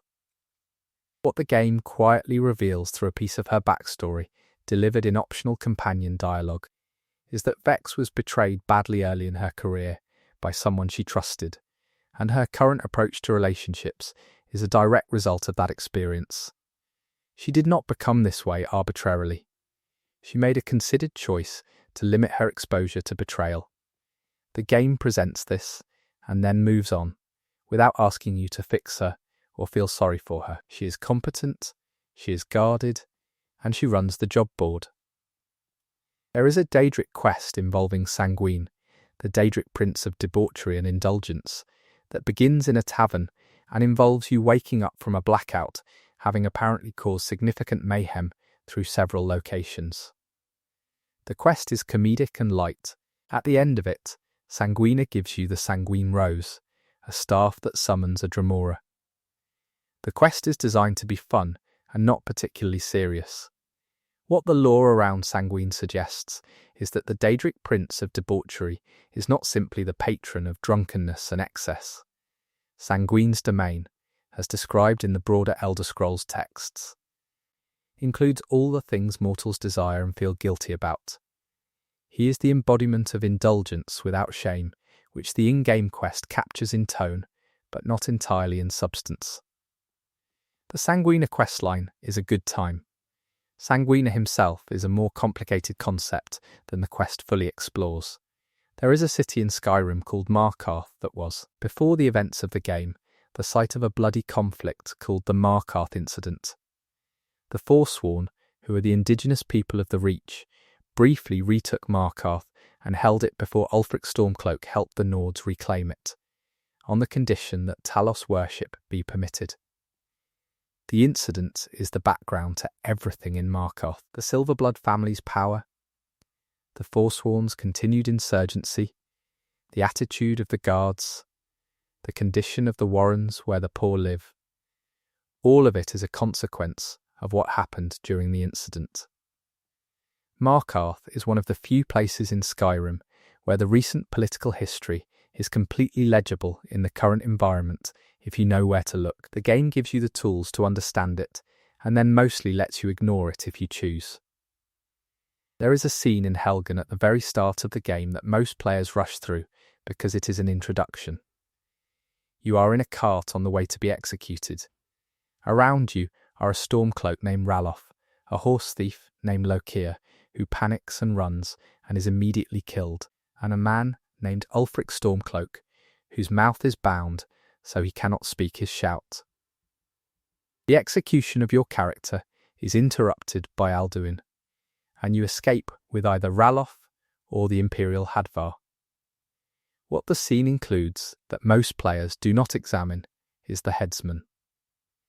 The executioner at Helgen is ready to do his job. He does not flinch. When Alduin arrives, his behaviour changes, but in the chaos of the opening sequence, it is easy to miss that there was a man with an axe who was about to kill you, and his entire role in the story of Skyrim was to swing and miss because a dragon arrived first. He is not heard from again. The game's protagonist exists because of a dragon's timing. There is a mechanic in Skyrim where, if you stand in one place for long enough, the world around you continues. NPCs move through their schedules, guards patrol, animals move, the sun travels across the sky, time passes. The player character is the only fixed point. The game is designed to create the impression that you are an agent moving through and standing still is the best way to feel how well it works. You are not standing still in the story, you are just watching the world run its routines without you. Everything in Skyrim runs on its routines, endlessly, waiting for you to intersect with them. The game does not end when you stop playing. It continues in a loop until you return, or until you do not.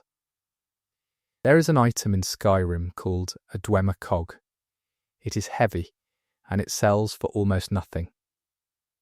It appears in Dwemer ruins frequently, and serves no crafting purpose in the base game. It exists as an environmental object that communicates the scale and complexity of Dwemer industry. The cogs in Dwemer ruins are the remains of machines that no longer function, and the cog in your inventory is one component of something that cannot be reassembled, because the rest of it is broken or missing, or no one knows how it worked. You carry a piece of an ancient machine that will never work again, and it is worth essentially nothing. And yet every Dwemer ruin is full of them, because the Dwemer made so many things, and now they are gone. There is a Dwemer ruin called Erkenthand that is associated with the climax of the Thieves' Guild questline. It is a large ruin and a significant set piece. What Erkenthand contains, beyond the story content, is evidence of Dwemer social structure in the design of the space. There are clearly residential areas distinct from industrial areas. There are spaces that served administrative purposes. There are the remains of common areas. The Dwemer who lived in Erkenthand had routines and hierarchies and spaces where they spent their time. The Falmer who now inhabit the ruin live in the ruins of this structure without understanding what any of it originally was. The Falmer nests are built in Dwemer corridors without regard for the original function of the space. The ruin contains two different layers of habitation, one remembered and one utterly. There is an ancient dragon priest named Nacrian who guards the portal to Sovngarde during the main quest. He is one of the more powerful dragon priests, and his mask, when you claim it, is one of a set of 8. Collecting all 8 masks and placing them on a display in Labyrinthian triggers the appearance of the 9th and final mask, belonging to Canaric. The collection mechanic is entirely optional and requires visiting some of the most dangerous locations in Skyrim. The reward is a mask with a powerful enchantment. What the game does not explain, and the lore only hints at, is what Canaric was. The 8th dragon priest, whose mask you claim by claiming the others. The lore suggests that Canaric was a warlord among the dragon priests, possibly the highest ranking among them. The collection mechanic is, in retrospect, not just a treasure hunt, it is a ritual. You gather the relics of the 8 priests and the 9th appears. The game frames this as a reward mechanic. The in-world logic suggests something more like there is a book in Skyrim called the Talos Mysteke, which argues against the deification of Tiber Septim, the founder of the empire, who is worshipped as the god Talos. Its arguments are presented from an Aldmeri perspective, which is the perspective of the Thalmor who have banned Talos worship. The book is well written and makes coherent points, which is unusual for in-game texts presenting an antagonist position. The game allows this argument to be made intelligently and places it in the world alongside texts that argue the opposite. Skyrim does not resolve the theological argument. Whether Talos is truly divine, whether the Thalmor's position has any legitimacy, whether the war over this question is worth dying for. These are questions the game presents and does not answer. You can read every relevant text in the game and still be uncertain. Because the game's writers were working in a tradition of Elder Scrolls lore that deliberately constructed a world where these questions do not have a single correct answer. There is a standing stone called the Lordstone in the mountains west of Dawnstar. Its enchantment provides armor and magic resistance. It is one of the 13 standing stones and one of the less visited. What the lore around the Lordstone describes is a connection to a specific aspect of the divine pantheon associated with dominion and protection. The standing stones in Skyrim are described as concentrations of a power that exists throughout the world in diffuse form. Using a standing stone does not grant you an external power. It aligns you with a power that was already present and focuses it through your own being. This distinction between receiving something external and becoming attuned to something already present is philosophically significant within the game's magic system, but practically irrelevant to most players who just want the armor bonus. There is a moment near the end of the Dragonborn expansion where you enter Apocrypha, Hermaeus Mora's realm, for the final confrontation with Miraak. The realm is built from books and tentacles and corridors of knowledge that cannot be processed. It is intentionally nauseating in its architecture. What Apocrypha represents within the lore is the totality of all possible knowledge existing simultaneously without order. The realm is not a library, it is knowledge in its raw state before it becomes information, before it can be used or understood. Miraak lived in this realm for centuries. What that does to a person is not described in detail. The game suggests it made him powerful and it made him desperate to leave. The Miraak you fight is not presented as corrupted or broken. He is presented as someone who has been in an unlivable place for a very long time and wants out at any cost, using any means, including you. There is a small island called Japheth's Folly accessible only during a specific quest line. You travel there by boat and fight through a pirate stronghold. The island was named after a settler who attempted to build something there, failed catastrophically, and is now a point of historical reference. The questline itself is straightforward. What Japheth's Folly as a name communicates is that Skyrim has a category for failed ambition serious enough to name a place after it. The island exists as a memorial to something that did not work, maintained not by monuments or graves, but by the name that stuck. Skyrim's landscape is full of places named after events and people, and each name is a compression of a story the land itself cannot tell. There is a cave south of Riften called Trevor's Watch that is occupied by bandits and contains a man named Stalio who has been trying to retake his family's home. He asks you to clear the bandits. You do. He thanks you, and the quest completes. If you return to Trevor's Watch later, Stalio is there and a few of his men attempting to make the place functional again. The rebuilding is not dramatic. They are just there, patching things and going through the motions of restoration. Stalio got his home back. The game gives him a low-key epilogue where he is just living in the consequence of having received what he wanted. No greater meaning, no new complication. A man with his house, working to make it habitable again. There is a concept in Skyrim's magical system called magicka that powers all spells. The game presents it as a resource that regenerates over time. What the lore around magicka describes is not a personal energy reserve, but an ambient energy of the world that practitioners learn to channel through themselves. The distinction matters, because it means that when you cast a spell in Skyrim, you are not generating the magical effect from within yourself. You are briefly borrowing the energy of the world and shaping it. A mage who runs out of magicka has not exhausted their own power. They have lost the ability to draw from the reservoir available to them. The game presents this as a stamina bar. The lore suggests it is access to something much larger. There is a Nord burial tradition in Skyrim that involves placing the dead in stone barrows with their weapons and a supply of mead. The dead are meant to be honoured, not disturbed. Every dungeon you raid in Skyrim that is a Nordic barrow is, within the fiction, a desecration. You are robbing graves. The Draugr who attack you in these barrows are, according to lore, the restless dead defending the people buried alongside them, not monsters placed there to guard treasure. The treasure exists because the Nord tradition of burying valuables with the dead means the graves are full of it. When the game presents a barrow as a dungeon to clear and loot, it is describing something that the world of Skyrim would consider deeply offensive to the people whose burial ground it is. The game allows this without comment, because you are the protagonist and the word wall is down there, and someone has to go get it. There is a hold in Skyrim called the Reach that is the most contested and politically complex region in the game's geography. The Forsworn, who are the Rakemen, consider it their ancestral land. The Nords who currently control it consider it part of Skyrim. The Thalmor have interests there.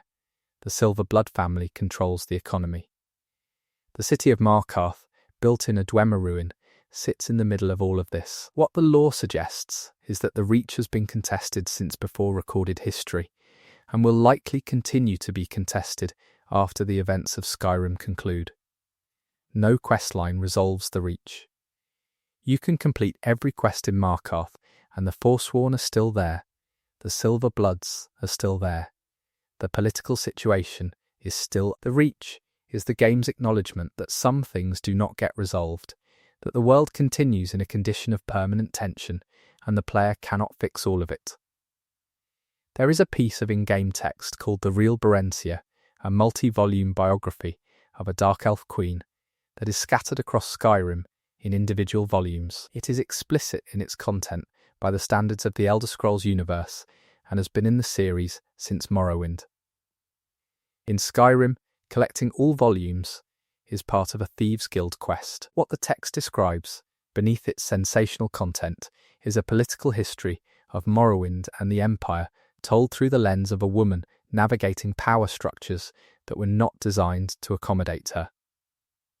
Berencia's story involves survival through adaptation, alliance, and when necessary, compliance with systems she could not directly oppose. The biography is controversial within the fiction, because it was controversial in its time. The game includes it as collectible lore and leaves the reader to decide what to do with it. There is a place in Solstheim called the Temple of Miraak, built around a great tree called the Earthstone that the residents of Raven Rock have been compelled to work on. They are building something without knowing why, arriving each night and working and remembering nothing in the morning. The compulsion is Miraak's, extended across the island. When you break the compulsion, the residents remember nothing and attribute their exhaustion to hard work. What the temple represents in terms of scale is significant. Miraak, from his realm in Apocrypha, has been directing the labour of living people to construct a monument to his own return.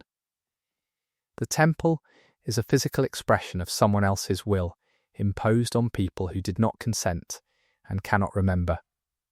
The game resolves it by breaking the spell. What the residents of Ravenrock do with the memory gap is their own business. There is a dungeon in Solstheim called White Ridge Barrow that contains an unusual combination of Nordic burial elements and a black book, one of Hermaeus Mora's artefacts. The black book is there because someone brought it there.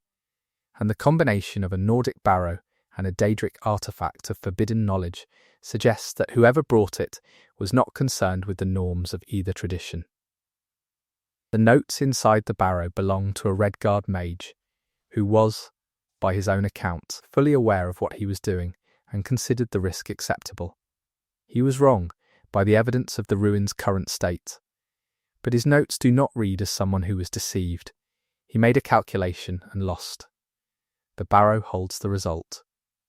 There is a character named Mike the Liar who appears in multiple Elder Scrolls games as a recurring joke NPC. He offers commentary on game features, player expectations, and meta-references to the development of the series.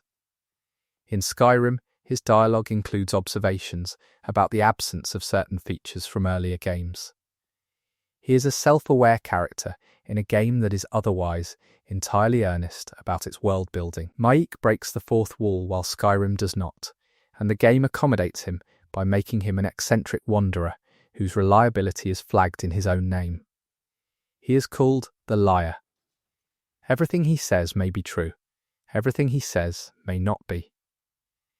The game offers you an NPC whose entire function is to make you uncertain about the information he provides. There is a place in Skyrim called the Forgotten Vale, accessible through the Dawnguard expansion. It is a hidden valley that has been sealed for centuries, preserving a Fulmer community, or the remnants of one, alongside the ancient snow elves who maintain the Chantry of Auriel. The Forgotten Vale is one of the most beautiful locations in the game, a snow-covered valley with waterfalls and ruins, and a sense of time having stopped.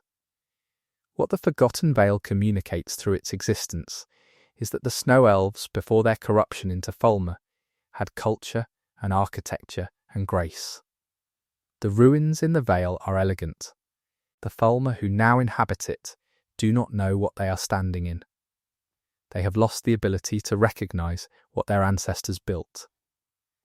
The Vale is a monument that its builders' descendants cannot read. There are ancient Fulmer texts in the Dwemer ruins of Skyrim that most players cannot read because the language is presented as untranslatable. Calcelmo, the scholar in Markarth, is one of the few people studying this language, and his translation tablets are a key element of the Thieves' Guild questline. What the fragments of Fulmer text that can be translated suggest is not a primitive or simple culture. The syntax is complex. The vocabulary is extensive. The Fulmer who wrote these texts were not the same as the creatures you fight in Dwemer ruins. They were the snow elves before.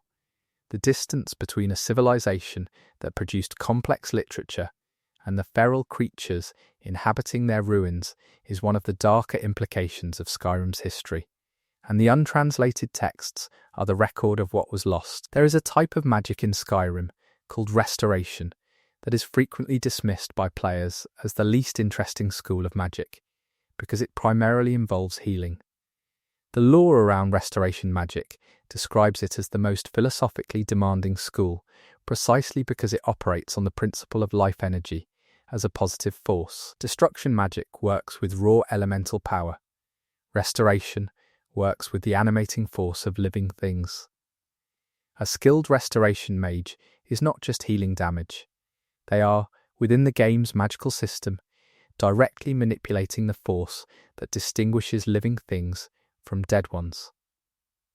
The combat application, turn undead and healing spells, undersells the scope of the school. The lore suggests that a true master of restoration is engaged with something fundamental about the nature of life itself, and the game gives them a faster health regen as the capstone perk. There is a giant camp on the plains of Whiterun called Gulden Rock. It contains a mammoth and several giants following their routine patterns. Nothing about the camp triggers a quest. The giants there are passive unless attacked. What Gulden Rock represents in Skyrim's ecology is the presence of a culture that predates the current political structures of the game. Giants and their mammoths exist on land that Nords and Imperials fight over, without the giants being part of that argument. The giants do not acknowledge the civil war. They do not acknowledge the Dragonborn. They tend their fires and their herds and follow their roots, and they have been doing this longer than anyone fighting over Skyrim has been alive. The game gives them no dialogue and no questline. They just exist, enormous, and entirely uninterested in everything happening around them. There is a shout in Skyrim called Cyclone that is only available through the Dragonborn expansion. It creates a vortex that throws enemies into the air. Mechanically, it is not particularly useful compared to other shouts.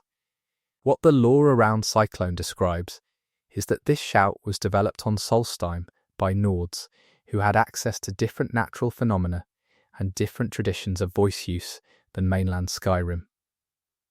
The shout itself is a reminder that the Thuum, the way of the voice, is not a fixed canon of exactly 20 shouts. It is a practice that can produce new words of power as people discover or develop them. The existing shouts in Skyrim are the ones that survived into the current age. The lore implies there were others that were lost, and there could be more that have not yet been found. There is a location in Skyrim called Dead Man's Respite that contains the ghost of a bard named King Olaf, whose story is connected to a Bard's College quest. The quest involves finding a lost verse of a ballad to restore his historical reputation. What the in-game politics around this quest reveal is that someone within Skyrim's historical record deliberately suppressed information about Olaf to damage his legacy. The Bard's College quest is framed as a celebration. The historical reality it uncovers is a reminder that the version of history available in Skyrim, the books, the songs, the official accounts, is a curated version, edited by people with interests. The suppressions and revisions of Skyrim's historical record are not exhaustive to trace, but the Olaf quest demonstrates that they exist and that they were deliberate. There is a Daedric artifact called the Ring of Namira that allows you to feed on corpses and grants health and stamina regeneration when you do so. It is given by Namira, the Daedric prince of the ancient dark, who is associated with revulsion and the things mortals find nauseating. The quest to receive the ring involves joining a cannibalistic cult. The game allows you to complete this quest and keep the ring. It also allows you to expose the cult, which results in their execution. The ring, if kept, functions as a permanent reminder of the choice made to acquire it, sitting in your inventory through every subsequent interaction with the world of Skyrim. The game does not moralize about it either way, it is just there, doing its function, available to use or not use. There is a region of Skyrim that most players pass through exactly once and never return to called Eastmarch, which contains the hot springs area near the city of Windhelm. The landscape of Eastmarch is geologically active, full of geysers and mineral deposits, and a terrain that clearly exists because of what is happening underground. The indigenous Nords of this region have incorporated the hot springs into their cultural practices and their mythology. The landscape shaped the culture of the people who lived in it, and the culture the game presents in Eastmarch has traces of that influence, even though the game does not make it explicit. The hot springs are a feature. The way that feature changed the people who live near it is implied. There is a mechanism in Skyrim where certain quests will fail silently if specific NPCs die before the quest begins. If a merchant who gives a companion questline is killed by a wandering predator before you arrive in their city, the quest simply does not exist when you get there. The game does not tell you this. It just closes the door. The world of Skyrim is not scripted to preserve every possibility for you. Things happen without you, and sometimes those things close off content you would have had access to if you had arrived differently. The game is not trying to frustrate you with this. It is being consistent about a world that does not wait. There is a type of creature in Skyrim called a Wiseman tree, more commonly called a Spriggan. Spriggans are nature spirits that defend forests and wilderness areas and are hostile to anyone who damages their environment. They are not evil in the way most hostile creatures in Skyrim are presented. They are doing a job that the game's lore validates as legitimate. Chopping down a Spriggan's tree is, From the Spriggan's perspective, an act of violence. The Spriggan's response is proportional. What makes them interesting within Skyrim's moral framework is that they are one of the few hostile creatures the game's lore explicitly positions as justified in their aggression. Most enemies in Skyrim attack because they are bandits, or undead, or monsters. Spriggans attack because you are in their forest doing harm, and the forest is their responsibility. There is an item in Skyrim called Mehrunes Razor that is a Daedric artifact associated with Mehrunes Dagon, the Daedric Prince of Destruction and Change. The razor has a small chance of instantly killing any enemy on each hit. The item's history across the Elder Scrolls series includes its use in events that changed the course of Tamriel's history, including the assassination of the last Septim Emperor in Oblivion. In Skyrim, it is a collectible with a useful but unreliable enchantment. What the game does not dwell on is that you are carrying around, as a weapon upgrade, a ritual dagger that has been used in some of the most historically significant murders in the setting's timeline. The razor does not know this. It just has a proc chance. There is a dungeon called Shalador's Maze near Labyrinthian. It is a puzzle dungeon associated with a mage's college quest. Shalador was one of the most powerful mages in the history of Tamriel, and the maze was presumably one of his lesser works, given what he is described as having accomplished during his lifetime. The maze is not particularly hard. It is also not described as representative of Shalador's ability. The game includes references to Shalador's more significant creations, but most of them no longer exist or are inaccessible. What remains in Skyrim is the maze, a minor puzzle, a few books of his writings, and his reputation. The man who could have reshaped the world is present in Skyrim only in footnotes. That is the usual condition of history.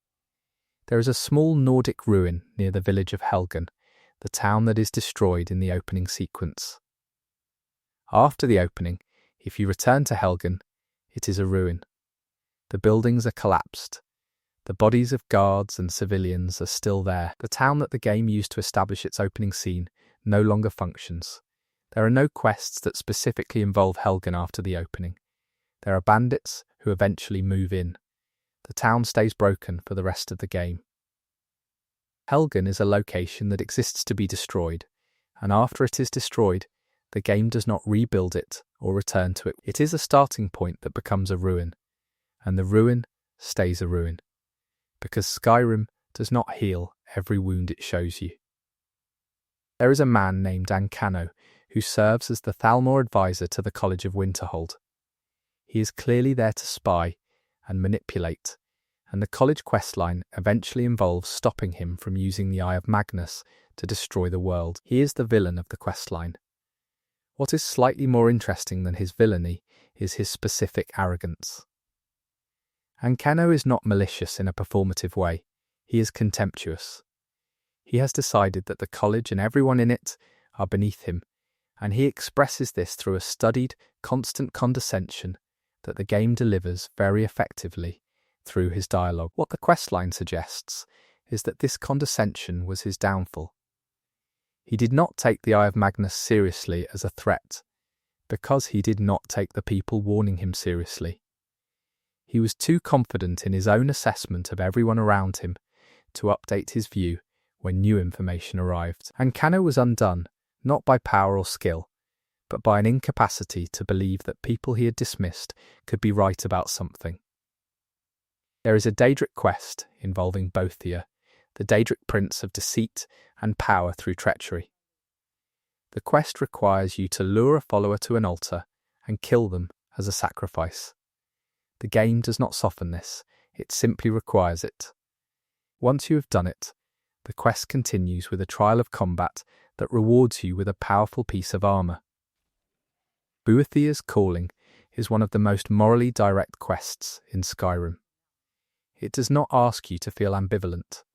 It does not provide a justification that makes the sacrifice feel acceptable. It tells you that Boethia wants blood. That blood belongs to a person you have to earn the trust of, and that completing the quest means doing this thing. The game allows it. It also allows you to never start the quest. The choice is yours, which is the only thing Boethiah's design requires. There is a character in Riften named Bran Shay who is in jail when you arrive in the city. He is there because the Thieves' Guild, in a small introductory quest, has framed him for a theft he did not commit. He is friendly, he is curious, he is in the wrong place. If you complete the introductory Thieves' Guild quest without freeing him, he stays in jail for a very long time. The game does not flag this as a moral failure. It is an element of joining the Thieves' Guild that happens in the background. Bran Shay's imprisonment for something he did not do is, from the game's perspective, a minor detail in your introduction to a faction. From Bran Shay's perspective, it is his life being interrupted by something completely outside his control or understanding. He gets out eventually. The game does not offer him an apology. There is a Dwemer ruin called Kagrenzel in the far northeast of Skyrim that appears unremarkable from the outside. Inside, a glowing orb draws the player forward. When you get close enough to it, it triggers a trap, dropping you through a hidden floor into an underground chasm. At the bottom of the chasm is a skeleton, a chest, and an exit. The ruin contains no enemies, no significant lore beyond the trap mechanism, and no quest attachment. It exists as a single interaction that kills you if you touch the orb and gives you modest rewards if you survive the fall. Kagrenzel is, in Dwemer tradition, either a test or a trap with no way to know which from the inside. The distinction may not have mattered to the Dwemer who built it. There is a set of ruins near Rorikstead called Ragnvold that contains a dragon priest named Otar the Mad. His mask, one of the 8 priest masks in the collection, is guarded by 2 guardians whose souls are literally sealed in urns inside the ruin. The quest for his mask involves finding and opening these urns, which releases the guardians and begins the battle. What the staging suggests is that whoever sealed Otar here went to considerable trouble to prevent his release, including trapping the guardians, whose souls were the only thing keeping him sealed. The setup describes a containment system, not just a burial. Otar was not put here because he died. He was put here because he could not be allowed to remain free. The game allows you to free him. There is a fish hatchery in the waters below Riften called the Riften Fishery, where workers are tending to fish traps in the water beneath the city's docks. It is a functional business in the game world. The workers have schedules and dialogue about the trade. Maven Blackbriar, who effectively controls Riften, has interests in the fishery, as she has interests in most things worth having. What the fishery represents within the economy of Skyrim is the unglamorous infrastructure that keeps the game world running. There is no quest attached to it. The workers are not in danger. They are just working, in cold water, in the shadow of a city, keeping a supply chain functioning that no one thinks about. Skyrim includes this because the world needs it, and the world would be thinner without it. There are vampire lords in the Dawnguard expansion, who are not Harkon, not Serana, not significant to the main questline. They are members of Castle Volkihar, who exist as enemies in the castle's halls. What their presence confirms is that the vampire hierarchy at Volkihar is not flat. There are those closer to Harkon's power level and those who serve beneath them. The ones you fight are not the castle's most powerful inhabitants. They are the middle and lower ranks, which means the vampires you do not fight, or cannot yet fight, are above them. In Castle Volkihar is described as ancient and politically complex, and full of intrigue that the main questline only gestures toward. The vampires feasting in the Great Hall are not all equals, and the relationships between them are implied by environment and dialogue in ways that a full questline might have explored. There is a peculiarity in Skyrim's dragon language called the Thu'um that is worth dwelling on. The dragons speak it as their native tongue, Humans learned it from dragons, and the learning changed humans in ways that dragons find remarkable. What the lore around the Thuum suggests is that when humans speak the dragon language, they are engaging with a metaphysical system that was not designed for human vocal anatomy or human cognition. The dragon priests who spent their lives mastering the voice were doing something that was, in a technical sense, outside the original specifications of their biology. The dragonborn, who absorbs dragon souls and learns words instantly, is doing something even further outside those specifications. The game presents this as power. The lore suggests it is transformation of a kind that no one has fully mapped. There is a quest in Skyrim called A Night to Remember that involves helping Sanguine, the Daedric prince of debauchery. It is a fun quest and a light, but Sanguine's realm, called the Myriad Realms of Revelry, is described in the lore as a place designed around pleasure and indulgence, with no consequence and no exit, unless Sanguine allows it. The quest briefly takes you to this realm, though you experience it through a blackout rather than directly. What Sanguine's realm represents as a concept is a kind of perfect trap, a place that provides exactly what you want, with no ability to leave. The lore is clear that people have gone to Sanguine's realm and not come back, not because they were punished, but because they stopped wanting to leave. The quest uses this premise as the setup for a comedy. The premise underneath it is not particularly funny. There is a word wall in Skyrim at a place called Arkwind Point that is surrounded by Draugr and Draga Deathlords at a level appropriate for late-game players. The word on the wall teaches a fragment of the Soul-Tier shout. Getting to it is a fight. What the location itself suggests, beyond the combat encounter, is that the word wall at Arkwind Point was placed at a significant location for reasons that predate the Draugr who now guard it. The Draugr are the restless dead of the ancient Nords. The word wall was placed by those same ancient Nords when the dead are now guarding something their living selves constructed and considered important enough to mark with the dragon language. The wall is still there. The Guardians do not know what it says. There is something at the end of the companion's questline that the game does not draw attention to. After defeating Hasine's will and removing the curse of lycanthropy, or choosing not to, the companions continue. They take on contracts. They train. They argue about dues and glory and the old ways. The cycle continues with you as Harbinger, meaning a guide rather than a leader, which is the companion's specific tradition. What the role of Harbinger means, according to companion's lore, is that you are there to offer counsel and do not hold binding authority over the group. You can complete the entire companion's questline, be declared Harbinger, and then never return to Whiterun, and have no further involvement with the companions whatsoever. They will continue without you. They were there before you arrived, and they will continue after you leave. The companion's story did not actually need you in the way the questline implies. You resolved a crisis they could not resolve themselves. The institution itself is larger than your involvement.